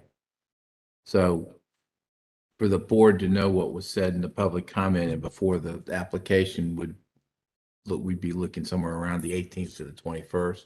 Yes, sir. All right. Sure, Dr. Townsend Smith will help us as best she possibly can during to see what we can do to help the timing of that. And in the longer term plan, as you mentioned earlier, we are looking at those funds, as you said, in ESSER 2 that have not been used at this point and can be planned for. So that is part of what we're looking at. Okay. The way you said it the first time, I wasn't sure we had covered that. So very good. Are there questions or comments on this very significant item? One of the most important things before us. Yes, please, Chair Davis. Just those dates are a Friday to a Monday.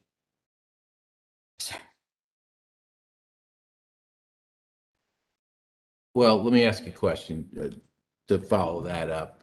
Will you have most of your public comments such that there could be a time in the latter part of the week that ends on Friday the 18th to try to have sufficient comments and a sufficient finalization of template? Yes, we're happy to provide that. The comments are very slow at this point. We're tracking them as they come in. To date, we only have 2 comments.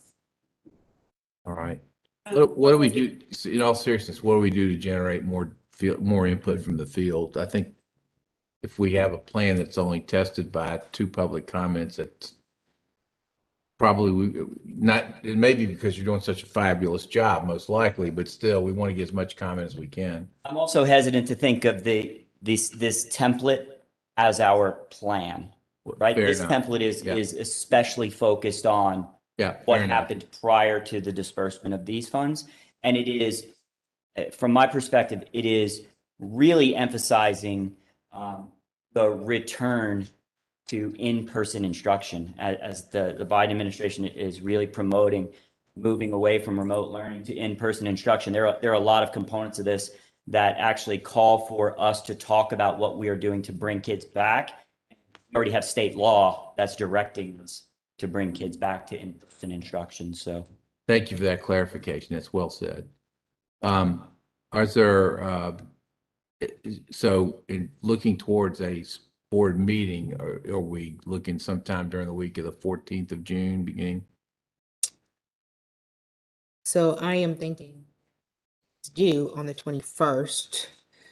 It's when they need to submit. We will have, and they close to do it on the 20th. 1st or sometime before the 18th for sure. Okay. All right, so Dr. Townsend Smith, if you would help organize that meeting for us, sounds like we're going to need one. Questions or comments beyond where we are, more specifically to the issues relating to the template or the creation of the template?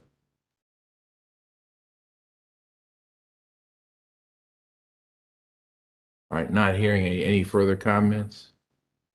No, and I was going to say we will have a little bit of wiggle room in the memo that was submitted to USED. I did ask for grace until the 25th, knowing that we might need a little extra time given our time frame, and then also speaking about generating more buzz. We'll work with communications to get out a press release to make sure that it reaches additional stakeholders who might want input. Very good, thank you. And you're now appointed to Dr. Townsend Smith's committee to help organize the meeting, given the wiggle room comment. And we had actually spoken with her Good. to this, and so she gave us kind of a time frame. And so in making that request to USED, I wanted to make sure that we had enough time to really make sure that we have all our business in order before we make that submission. Very good, thank you.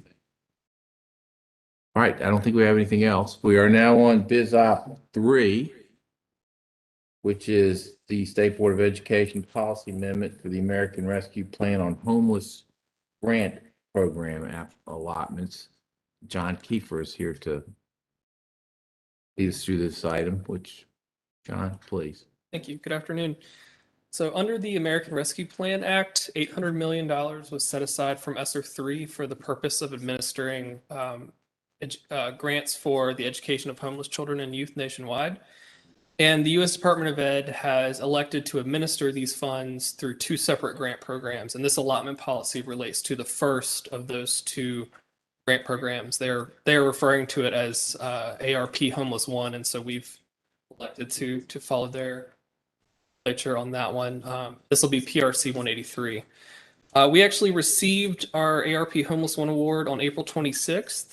The grant award totaled right under $5.9 million. The state will receive the ARP Homeless 2 award during fiscal year 2022, and that will be an additional $17.6 million. So it's actually a much greater amount of funding that we have to look forward to in FY22. We don't know the timing of that grant, as the U.S. Department of Ed is undertaking rulemaking to develop a different funding methodology for the ARP Homeless 2, what they have mandated for the ARP Homeless 1 program. But we should receive that at some point next fiscal year. Of this $5.9 million that we've received for ARP Homeless 1, 75% has to be allotted to eligible public school units. Using the same process and criteria that is used for the standard McKinney-Vento Homeless Education Assistance Program, which is PRC 26. So this is the allotment policy that covers that 75% to allow us to distribute those funds.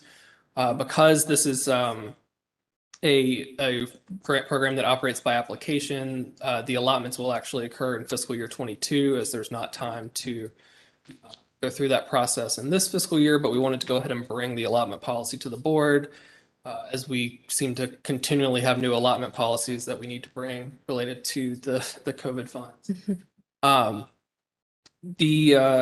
For the remaining 25%, we are able to reserve that for state level activities, and that would be under the purview of federal programs monitoring and support with Dr. Townsend.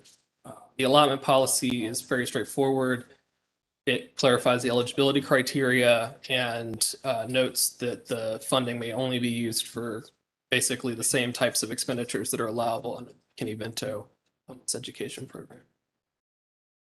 Thank you, John. Questions or comments about this approach for the for allotment policy for the homeless students, which is a very important allotment.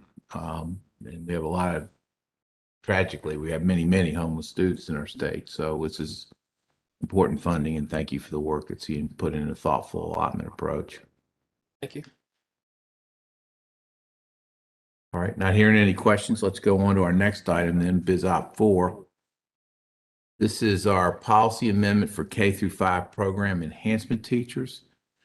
This stems directly from the 2018 legislation that provided a phased-in reduction in class size with some funding for K-5 program enhancement teachers. And so what we have now is as we move towards the time when that now comes into effect, we now need to go have an allotment policy set out. And so Michelle, I'll turn to you to guide us through this. Thank you, sir. Good afternoon.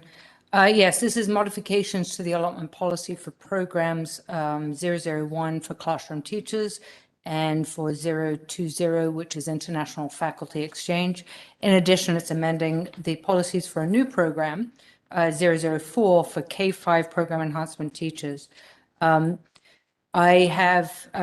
presenting this in the form of a PowerPoint because I think it will be quite useful to go back, as this was legislation back in 2018 that is now being fully implemented, and it doesn't just affect funding, it also affects some student accounting areas. So in summary, the Session Law 2018-2 it defined what program enhancement teacher is. It also established funding for that K-5 program enhancement teacher, phasing it in for 4 years. It removed allowability of transfer of funds for these positions. And then it also had a phased-in reduction in K-3 class size. So the first item, the definition of the program enhancement teacher per the legislation, it does include these items, the arts, PE and health and world languages. And then there is a Part D that states other supplemental classes as defined by the State Board of Education. Currently, we do not have any additional classes that are under this definition, but we are receiving inquiries from school districts about adding and requesting to the State Board to consider additional classes that may fall under program enhancement teachers. And we have deferred that to our curriculum area for them to evaluate how we would assess that with criteria, etc. With the funding, it was established at a ratio in the legislation as one teacher for every 191 average daily membership in K-5. So what this chart here shows is the allotment ratio. And for those of you that may not be familiar with this, it provides us direction as to how to fund school districts for teachers. So for instance, they receive one teacher for every 16 students in average daily membership in first grade, and one teacher for every 18 students in kindergarten,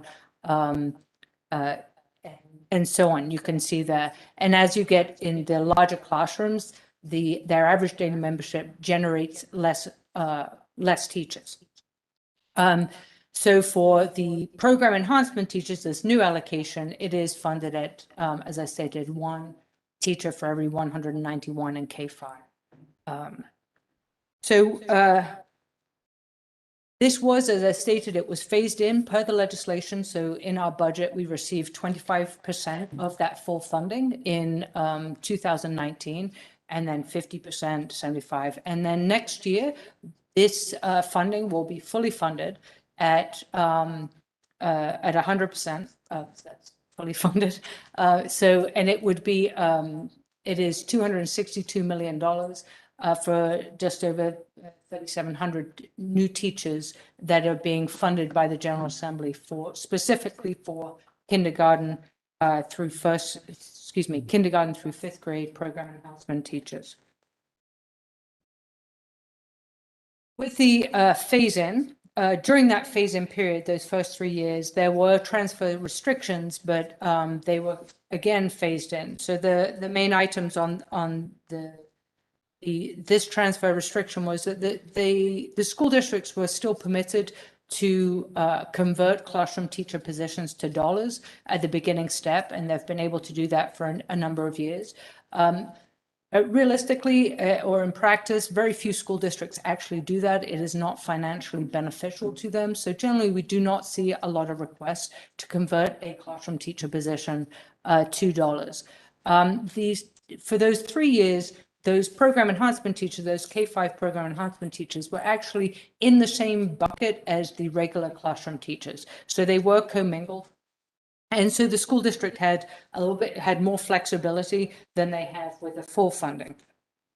So with that full funding, they are restricted for the K-5 program enhancement teachers. This new program will separate out those positions from the other K-12 regular classroom teachers and 6 through 12 program enhancement teachers. They will now be in 2 separate buckets and will be monitored and controlled as such.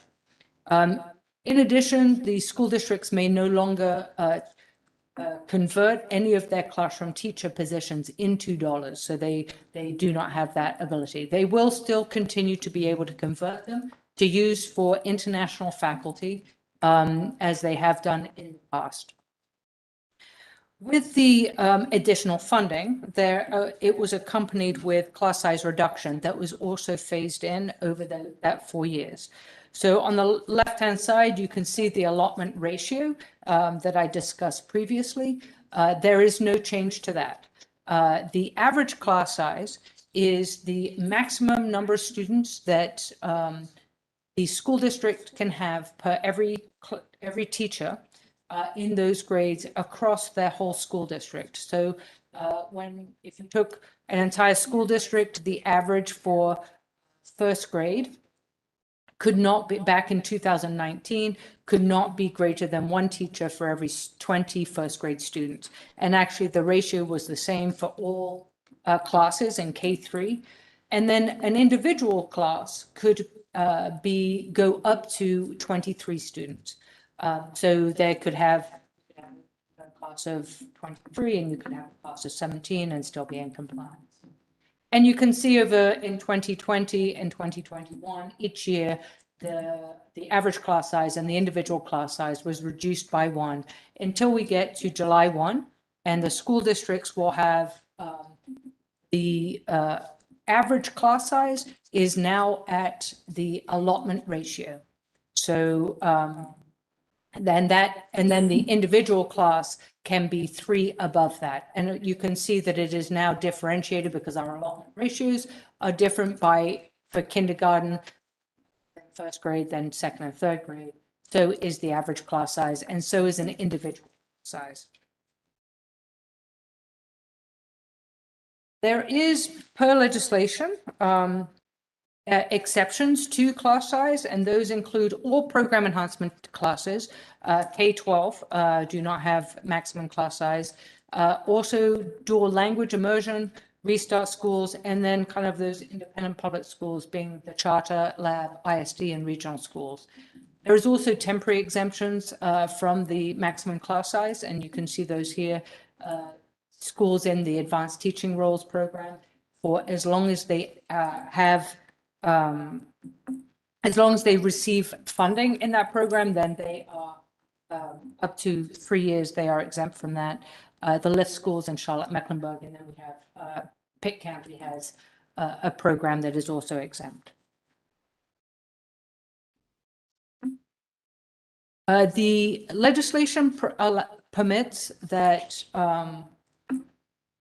that the State Board of Education may provide a waiver for class size if the school district meets the requirements, the criteria as set in law. The State Board has delegated this authority to our state superintendent, but they do have to meet that criteria as set in the legislation. That criteria is that if there is an emergency or an act of God, for instance, floods, an unanticipated increase in the student population, as defined here as an individual school in excess of 2% of the ADM. And then if there is a geographically isolated school district, that meets the criteria, as well as if they have one class of a solitary curricular area that makes it difficult to modify. And also, if a charter school has closed nearby, they may receive students from that charter school, which may put them over that class size maximum. So that is also permitted by law. The State Board of Education policy also includes additional criteria that needs to be met, and that is that the school has not received for that grade a waiver in the prior year, that it is not more than 2 over the class size maximum, and that the local board has tried to correct the exception and cannot organizationally meet that. And then if they have to be in compliance with that LEA-wide average in order to also receive a waiver. There is no waiver for the LEA-wide average for class size. So in your materials, you will see the changes to the policies. And in short, it removes the K-5 program enhancement teacher from the classroom teacher allotment, as well as modifies the transfer restrictions to meet the new legislation. It removes, this is more of a cleanup, it removes some of the policy, some of the definitions that were there related to class size and program enhancement teachers, as well as dual language. These definitions are actually housed in our school attendance and student accounting manual. So to avoid duplication, there is just a reference to that other state board manual. And then it creates that new allotment category for K-5 program enhancement teacher with the formula at that 1 to 191, and puts in the transfer restrictions, which is really for program enhancement teachers for those K-5, they can only be transferred up into that classroom teacher allocation. And then additionally, there was additional language to the international faculty exchange policy that adds legislated language stating what the converted dollars, when a school district converts those classroom teacher dollars into that international faculty exchange, they can only use it for specific purposes as identified in the legislation. And that, Mr. Duncan, if there's anything, questions related to that? Yeah, thank you for guiding us through the transition process that's been going on, and then the language we need now that we've completed it and will be in a permanent status with that legislation. Other questions or comments about this presentation or about the new policy language? Ms. Campbell. I'm not sure Ms. Schaus is going to be able to answer this, but it's a very large number in a short period of time of increased positions in program enhancement teacher positions. It was 3,000 and something. Do you have any sense of how many of them have actually been, what the pipeline supply is for those teachers? Have we actually been able to hire that many teachers across the state? Okay, so that's actually an interesting question, because historically, where we had that buffer between the allotment ratio and the maximum class size, the differential that was generated. So if you get a teacher for every 18 students, but you can go up to 23, then you're not using all the teachers that you're funded for. That differential was actually funding those program enhancements. However, so they are additional teachers, for sure. This is new funding, but with regards to how they are, whether there is additional positions out there for program enhancement, like being hired, is something I cannot answer, but I can in theory. So the as I stated, with the phase-in, there is a reduction in that class size. And so instead of being able to have 23 or 20 students in your first grade, you are now going to have less students. So they will in fact need more of those base kind of self-contained teachers than they would previously. So initially, when this legislation came out in 2018, the school districts did show concern about being able to find these teachers. And of course, they've had 4 years to be, or 3 years to be prepared for that event. And it's been going down one each year. But also the concern of having enough facility space, because you're going to have more classrooms. And of course, we've had COVID in the last year, so depending on how that's affected school districts' numbers, as I did that presentation on average daily membership, it specifically it impacted that kindergarten, first grade group. So we'll see. I think we'll know more once we get that data school year. Thank you. Other questions or comments? All right, not hearing any. Our next item is BizOp 5, Federal Grants Policy Update. I believe John Kiefer is going to be with us again to present this. This is basically a reorganization of allotments policies to have a regular update, to make improvements to the language, to get rid of outdated language and bring in language that matches what we're doing. I think during our committee meeting, John described it as a holistic update of policy. So that's probably a good phrase for it. So, John. Thank you. Yes, just to echo Mr. Duncan, this is intended to be a holistic update of our federal allotment policies. We hadn't taken a look at them closely in a couple of years as a collective. We did reorganize them and did try to kind of streamline and eliminate some of the things that no longer reflect our current practices. Of the changes, I do want to take a moment to highlight that of the changes, only changes to 3 allotment policies will actually impact the distribution of funding in a new way in fiscal year 22. The first is the increase in the base allotment amount for the PRC 105 Title I school improvement formula from 50,000 to 75,000. And then there is a change to 3 of the special education programs, PRC 82, the Special Education State Improvement Program, PRC 118, IDA Special Needs Targeted Assistance, and PRC 119, IDA Preschool Targeted Assistance. These are 3 competitive programs administered by the Exceptional Children Division, and the changes to the policy would result in the reduction of carryover funds from any current year allotments that are approved by the EC division. So if a PSU carried over funding from the previous year, instead of reverting those funds, which was the previous practice, they would now have their allotment for the current year reduced to account for that carryover funding. But those are the only 3 changes that will actually result in us in school business doing anything different in terms of the allotments themselves. Thank you, John. Other questions or comments on these? I guess we'll call them updates of the policies to make sure they're in touch with actual practice and what the requirements are. All right. Not seeing any. Thank you. That's very important work, and appreciate your keeping us current. The next item is BizOp 6, which is back to the ESSER 3, and this is budget considerations on positions.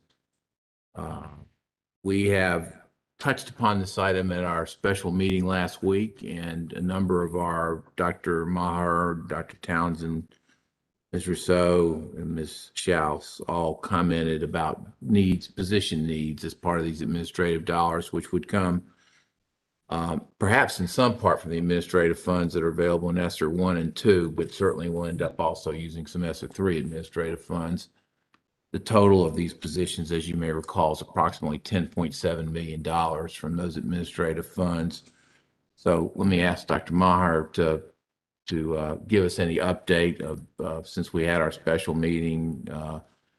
I don't have any specific updates, but if there are any questions, I figured I'd come up and answer. All right. Well, then let's just go ahead and open the floor, and there may be questions of others as well. So let me just open the floor for any questions that there may be about these positions, because it's an important commitment. It's a lot of the administrative funding is being committed here, but it's also work that's got to be done to properly administer these funds and to have proper leadership over how we're going to deal with our learning challenges as we go forward. So this is one of the most important investments we'll make. Yes, Ms. White. Just a timing question. So upon potential approval, What's the timing of the posting of the positions and the which these folks would be hired? So we have position descriptions available or ready for each of these. And so I think upon approval, we'll be pushing them as quickly as we possibly can. As a reminder, the board had already voted, for example, Dr. Mahar's position's already voted as it's just some use of some of these ESSER one administrative funds at the time of that vote. And I think there's at least one other position that's filled in that way, but this is, as you suggest, we're going to need to hire a lot of people in a short period of time. So, all right. Let me ask Ms. Schaus to come forward just for one moment.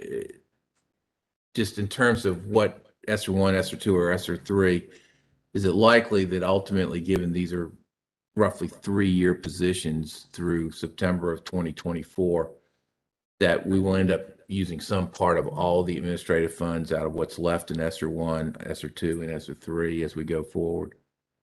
Mainly out of ESSER 2 and ESSER 3. Yeah. So in perspective, I'm doing this off the top of my head, but it's about $8.5 million in ESSER 2 is the maximum on. So for ESSER funds, the maximum administration is 0.5%. And so that's about 8 million for ESSER 2 and about 18 million for ESSER 3, I believe. So, and we'll allocate as we go along to make sure that we use all of the administrative funds that we are entitled to use, and obviously use the ones that come first and extend the ESSER 3 funds, which go all the way out to September 30th, 2024 for as long as they can be extended, and yet at the same time, make sure we properly apply those funds before, so that we are not in a position to have to revert any, but rather can usefully use them on behalf of our students. Yes, we would ask that we have the flexibility on the dollar amount that was approved, that it could be flexible as to which ESSER we charge those administrative dollars for the reason that Mr. Duncan just said, so that we ensure that we avoid any unnecessary reversions or coming back to the board and having to ask to have a different ESSER funding source. So the recommendations that the State Board of Education approve the ESSER relief, ESSER 3 budget considerations. So we should add to that from the suggestions you just made to give the department appropriate discretion in order to apply the funds for the administrative portions of ESSER 1, 2, and 3 as deemed appropriate, or words to that effect. That would definitely facilitate the management of these funds, yes. All right, so let me ask the board to think of this motion in that way, or this recommendation in that way. Any other questions or comments on this? The backbone of what we hope to get accomplished with some significant funding. So, all right. Thank you very much. That brings us into another item we covered at our meeting, our special meeting, and I don't know that you have anything to add, but Ms. Schaus, you touched upon the $500,000 for ESSER 1 at that meeting, including the $50,000 that was transferred from posters to the administrative funds to be paid for the Duke School of Medicine contract. Are there any additional questions on that? I think we had a pretty good discussion during our special meeting. Anybody have any else to ask? All right, very good. That brings us into BizOp 8, which is our ESSER 2. I just want you to stay nimble between 1, 2, and 3 here. We're on 2 on this one for the North Carolina Virtual Public Schools budget consideration. And again, Dr. McBroom and Dr. Maher presented on this, mainly Dr. McBroom. Please come. Anything that you would like to add as a follow-up to the discussions we had at this special meeting at this time? Yes, sir, and I'm happy to answer any questions you may have. One question that had filtered through the board was on the program offerings that we have, there've been some question about efforts that are being made by virtual public schools to get certifications on courses. It's been an ongoing effort, and some resources have been applied to that, and I know a lot of hard work's gone into that over the course of the last many months. The question that arose are the courses that we would be putting out there, would they be part of the group that have been gone through the certification process? Yes, sir. Thank you. That's the only question I've heard, but let me open the floor for others who may have questions or thoughts. All right, not seeing any. Did a great job before. Now we're on the downhill slide, and we're still ahead of time. I just want to point that out. We have executed contracts report. I have not heard any questions from anybody on the executed contracts report. So let me open the floor for a moment if anyone has any. All right. Planned contracts report, same thing. I have not heard anything from anybody on that. Are there any questions or comments on any of our planned contracts? All right, that brings us to our agency vacancy report. And Mr. Paxton hopefully is here. There he is. Very good.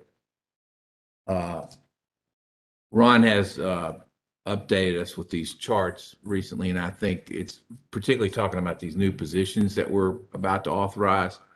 It's going to be very helpful for him just to take a moment to update what the charts would show with respect to vacancies in light of the ongoing work here. Thank you. And, you know, what you see is the line going up, which is going the wrong direction. And the explanation for that is we've added 24 new positions. So with that tidbit of information, when you look at where we would be, instead of 100, we would be at 76 positions, which is keeping with the progress that we've been making. So just want to make sure that gets nervous and starts tapping their finger on the desk a little bit about why it's going up. It's going up for a good reason. We're adding resources we need. And Ron, for clarification, those 24 happen to coincide with the number that the board's about to vote for, but they're not the same 24 positions. No, they are not. There was 14 for district regional support, 10 for the light the way. Actually, there was 2 audit positions in here that I didn't count. Really could technically say. So those are those new positions for the new programs that we've had.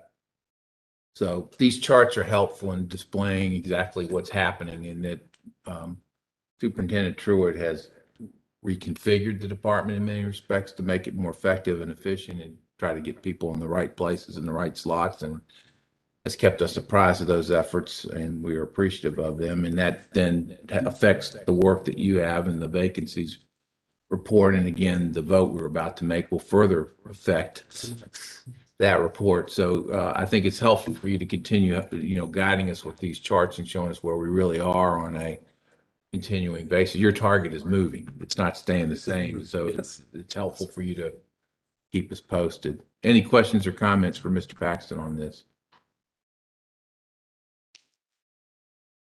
Thanks very much. All right, our next item has been advertised for at least 3 months. It's our monthly budget report, except what we're going to do is Ms. Schaus is going to start the first of a series of short, bite-sized called a continuing education series, in which she is going to review parts of the budget to help us better understand all parts of the budget in the budget process. And so this is the first of those short tutorials, emphasis on short, but they'll probably be around 20 minutes or so with questions welcome. But I think this is going to be invaluable, and I really appreciate the effort that's going into preparing it for us. Thank you. Yes, the State Board of Education Policy GOVR 007, you may be familiar with. It requires the financial and business services area to provide to the board on a monthly basis a budget versus expenditure report, which you receive. Whether you look at it too much, I'm not sure, but it is a pretty bare bones document that shows the budget versus the expenditures. During discussions in BizOp committee, there was an expressed need to have kind of more of a budget update and put that report kind of more in perspective and context, and provide sort of some kind of background information so that perhaps it's more valuable, more interesting for you. DPI is responsible for about 40% of the state budget, as well as $1.5 billion of federal funds, capital funds, and it is complex.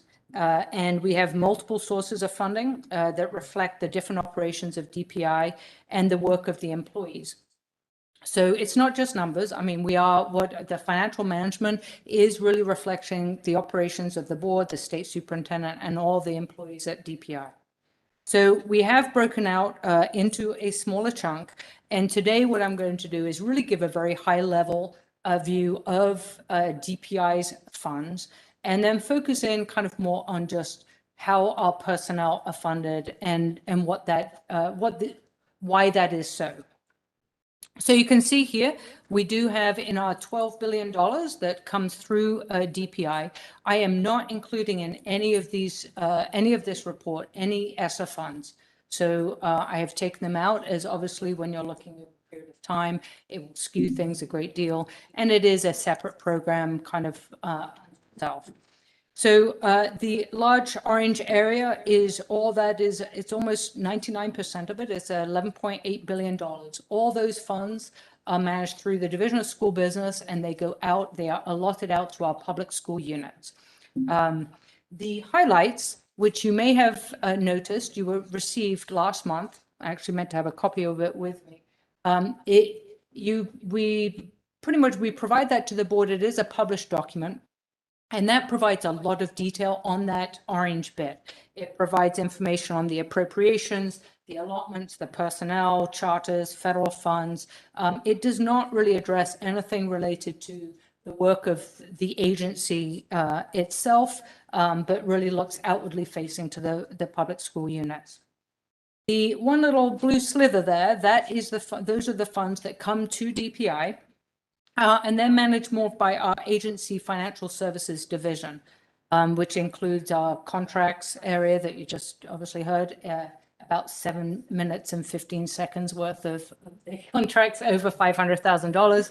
Our procurement area, cash management, it does all like the school nutrition reimbursements go through that agency area. So when we're drilling down on that kind of 1% there, you'll see that about a third of it goes directly to our educational programs, right? The largest of which is our 3 residential schools, but we also have NCVPS, NCAT, the Innovative School District, and the Governor's School in that group. We have about 13% of the funds that we receive are passed through. And what that means is that the General Assembly has it in the budget that these entities being these are the largest ones, Teach for America, Community and Schools, Beginnings for Parents, and Schools That Lead. It directs us to receive those funds and then give them or pass them on to these entities. We do not have any management over those funds. It just is, we're the vehicle for them to get those appropriations. So that $66 million, the 66% that is kind of not in those programs, or $110 million, is kind of where I'm going to focus on for the remainder. We could have another mini session on those different entities in that 1/3. So when we look down at that 66%, you'll see that 52% of it is salaries and benefits of the staff here. And then the 44% is purchase services.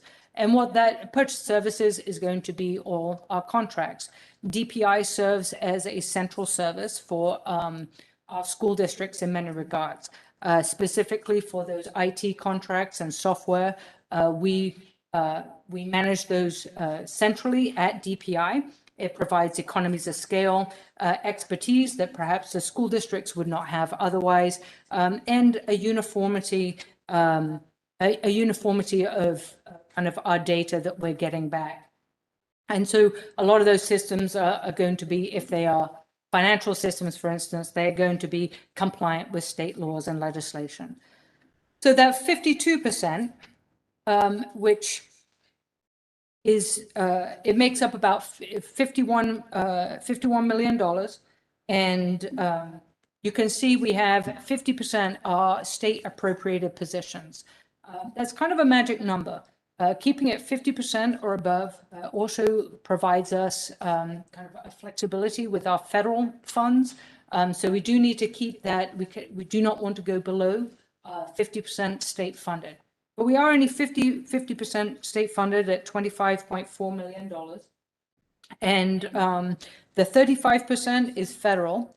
Although some of that receipts bucket, the 15%, you look at the bottom right-hand corner, I actually took out what we call indirect costs, and I'll talk about that in a little bit. So it's really more like 41% of our personnel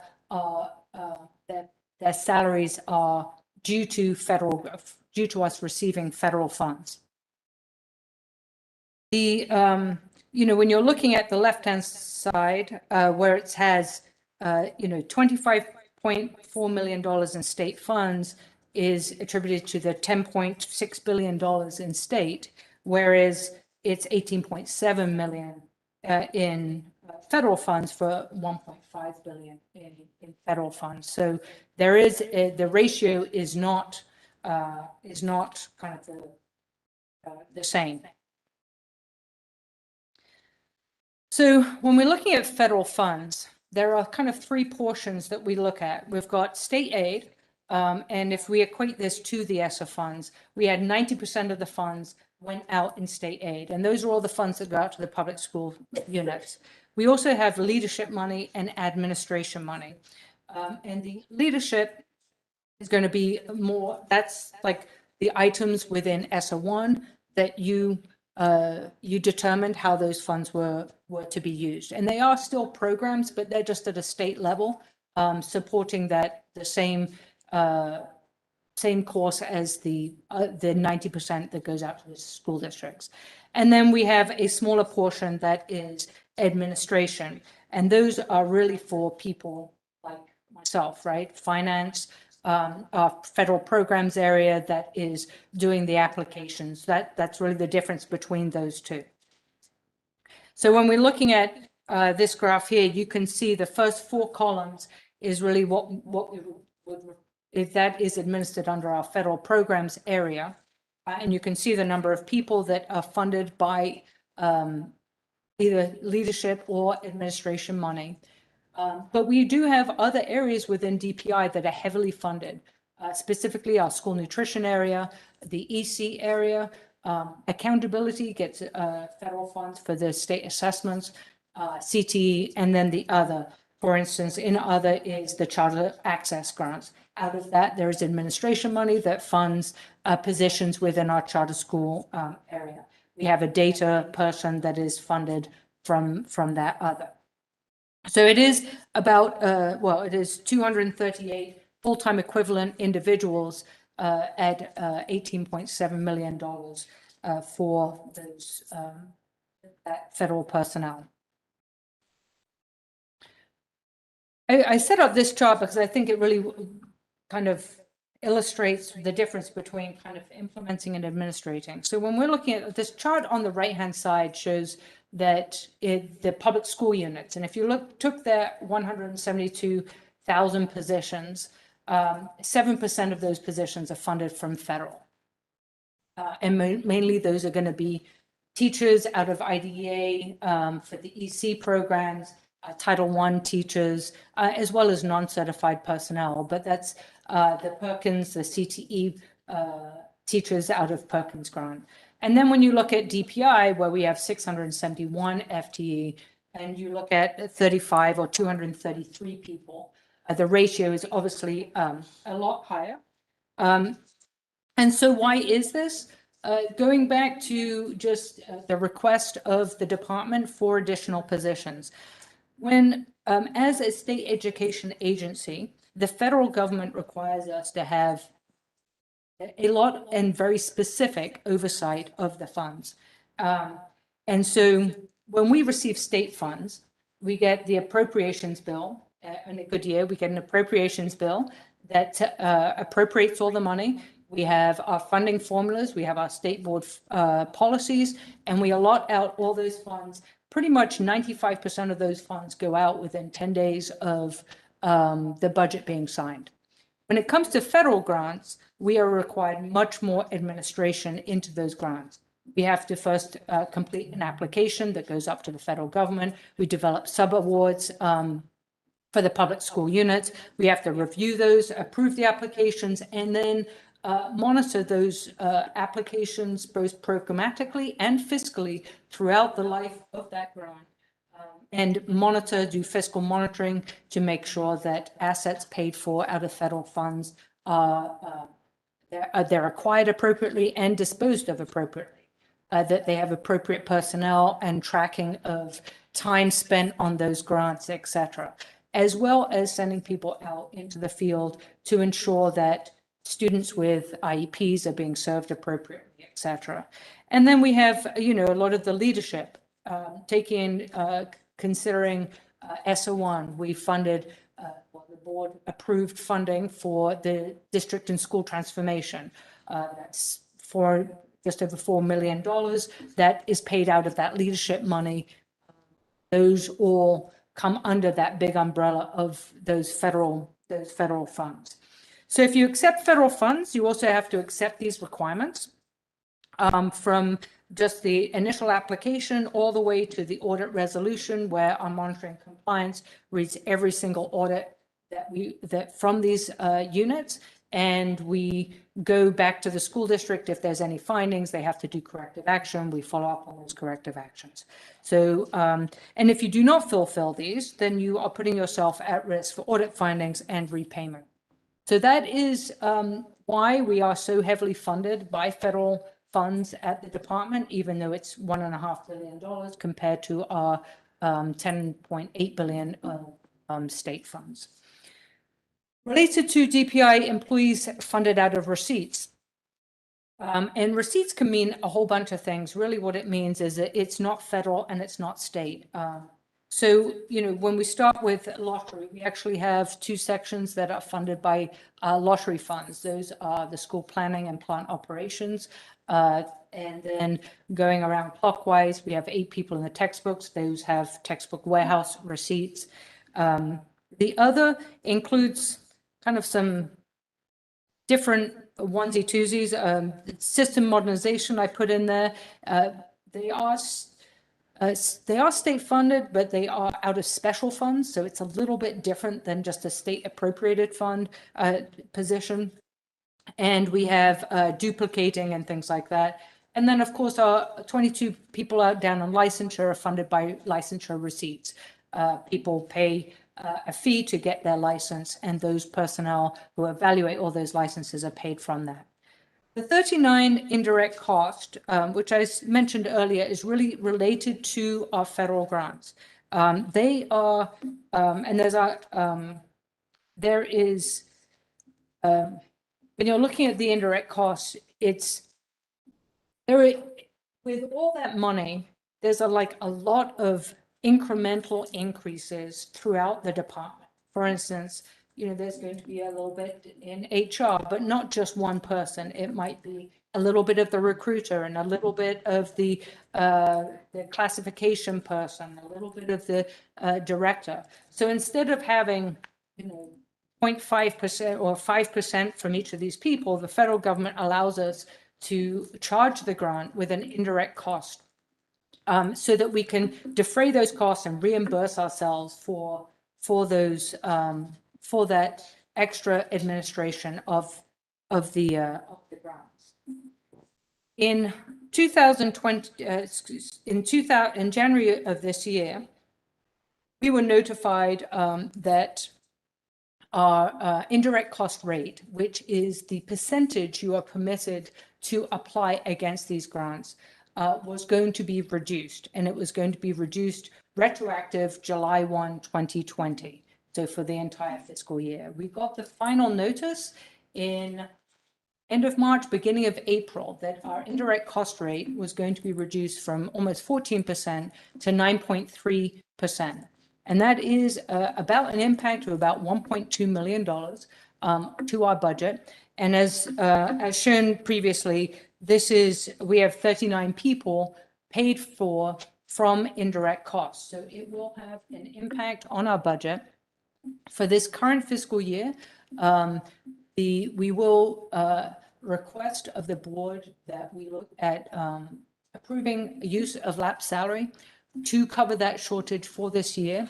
We will have an ability to charge the ESSER grants for indirect costs that will also offset some of that. But the important thing with indirect cost is that it is not a guarantee. That rate is not guaranteed. It gets reevaluated on an annual basis. So to be too tight on those funds is not something that is maybe prudent budgeting. 1.2 million, this is obviously a huge, falls out of that realm. This is a big difference. So we are working on the rebudgeting for the coming fiscal year to fill that shortfall of the 1.2 million. And then the remaining, which is just the 337 state appropriated fund positions, are really covering our financial and business services area, IT, the superintendent's office, HR, curriculum and instruction, as well as some of the other program education areas that are not supported by federal funds. All right, thank you. I think it was about 20 minutes, and as always, it was a valuable presentation. Are there questions and comments? And I'm sure the indirect cost shortfall is news to everybody on the board. That's something that's just developed, and it's another impact. And I hate that ended up being the headline of the first tutorial, but unavoidably it is. So any questions or comments or thoughts for Alexis while as we yes. I'm curious about that. You mentioned that it's periodically revisited, the government revisits what that percentage is going to be. Oh, sorry. I'm so sorry. You mentioned that it's periodically reevaluated. Is that a fairly large jump for that number, or does it sort of go all over the place? No, it has been fairly stable. I don't know historically. I could certainly get the rate. It is calculated every year, and it is calculated based on, you have, and I'm sure you do not get into a tutorial of how the indirect cost rate is calculated, but it looks at the expenditures within the department, has allowable expenditures or not. When they recalculated it, they actually denied certain expenditures to be included in it. And so, yes, it is new information. I was not, it's like, welcome to your job. And so, yes. Other questions? All right, we've got, thank you. What do we have? What's our next tutorial on? Whatever is your pleasure. And it is a endless joy. It's I think for the next one, and I know that there's a short meeting in July, so perhaps that wouldn't be the best time to Yeah, I think we'll go to August. And at which point we would have, I would hope, a good look at how we ended the fiscal year. Yes. And so it would be, kind of a good time to kind of do a synopsis of the year. And let me suggest that coming out of that, we sort of figure out how do we put together a report on the budget that's meaningful to the board members as we look at how we came out of this past year. Might be a good time for that kind of discussion. Absolutely.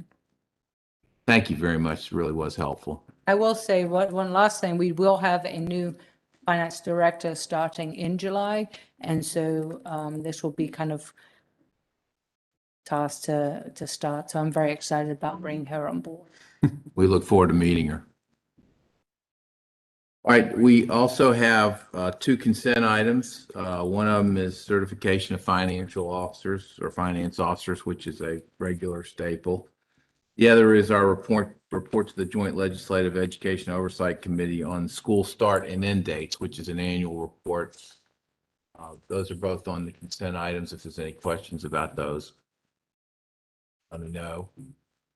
Otherwise, we have finished our report. Thank you to everyone who participated in providing all this information.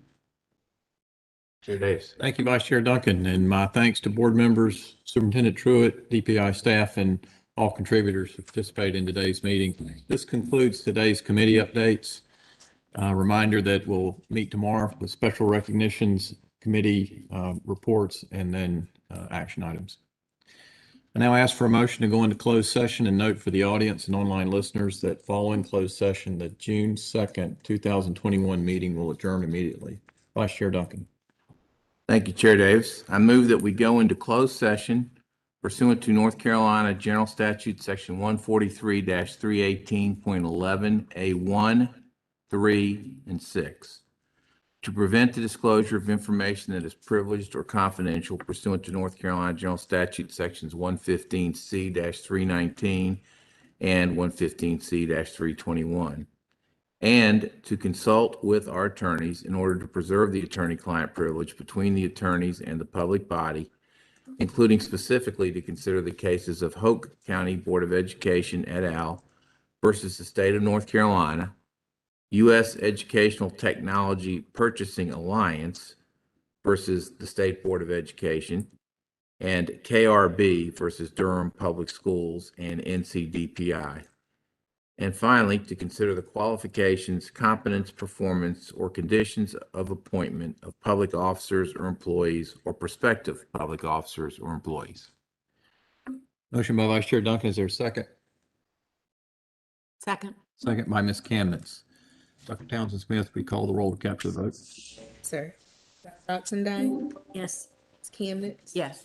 Mr. Keenan? Yes. Mr. Hall? Yes. Tipton Rogers? Yes. Ms. White? Yes. Mr. Chastain? Yes.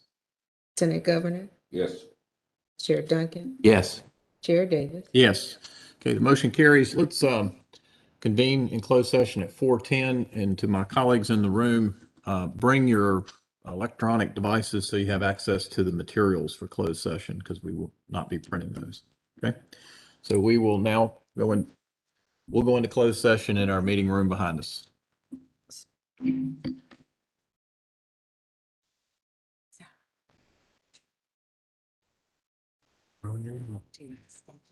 Okay.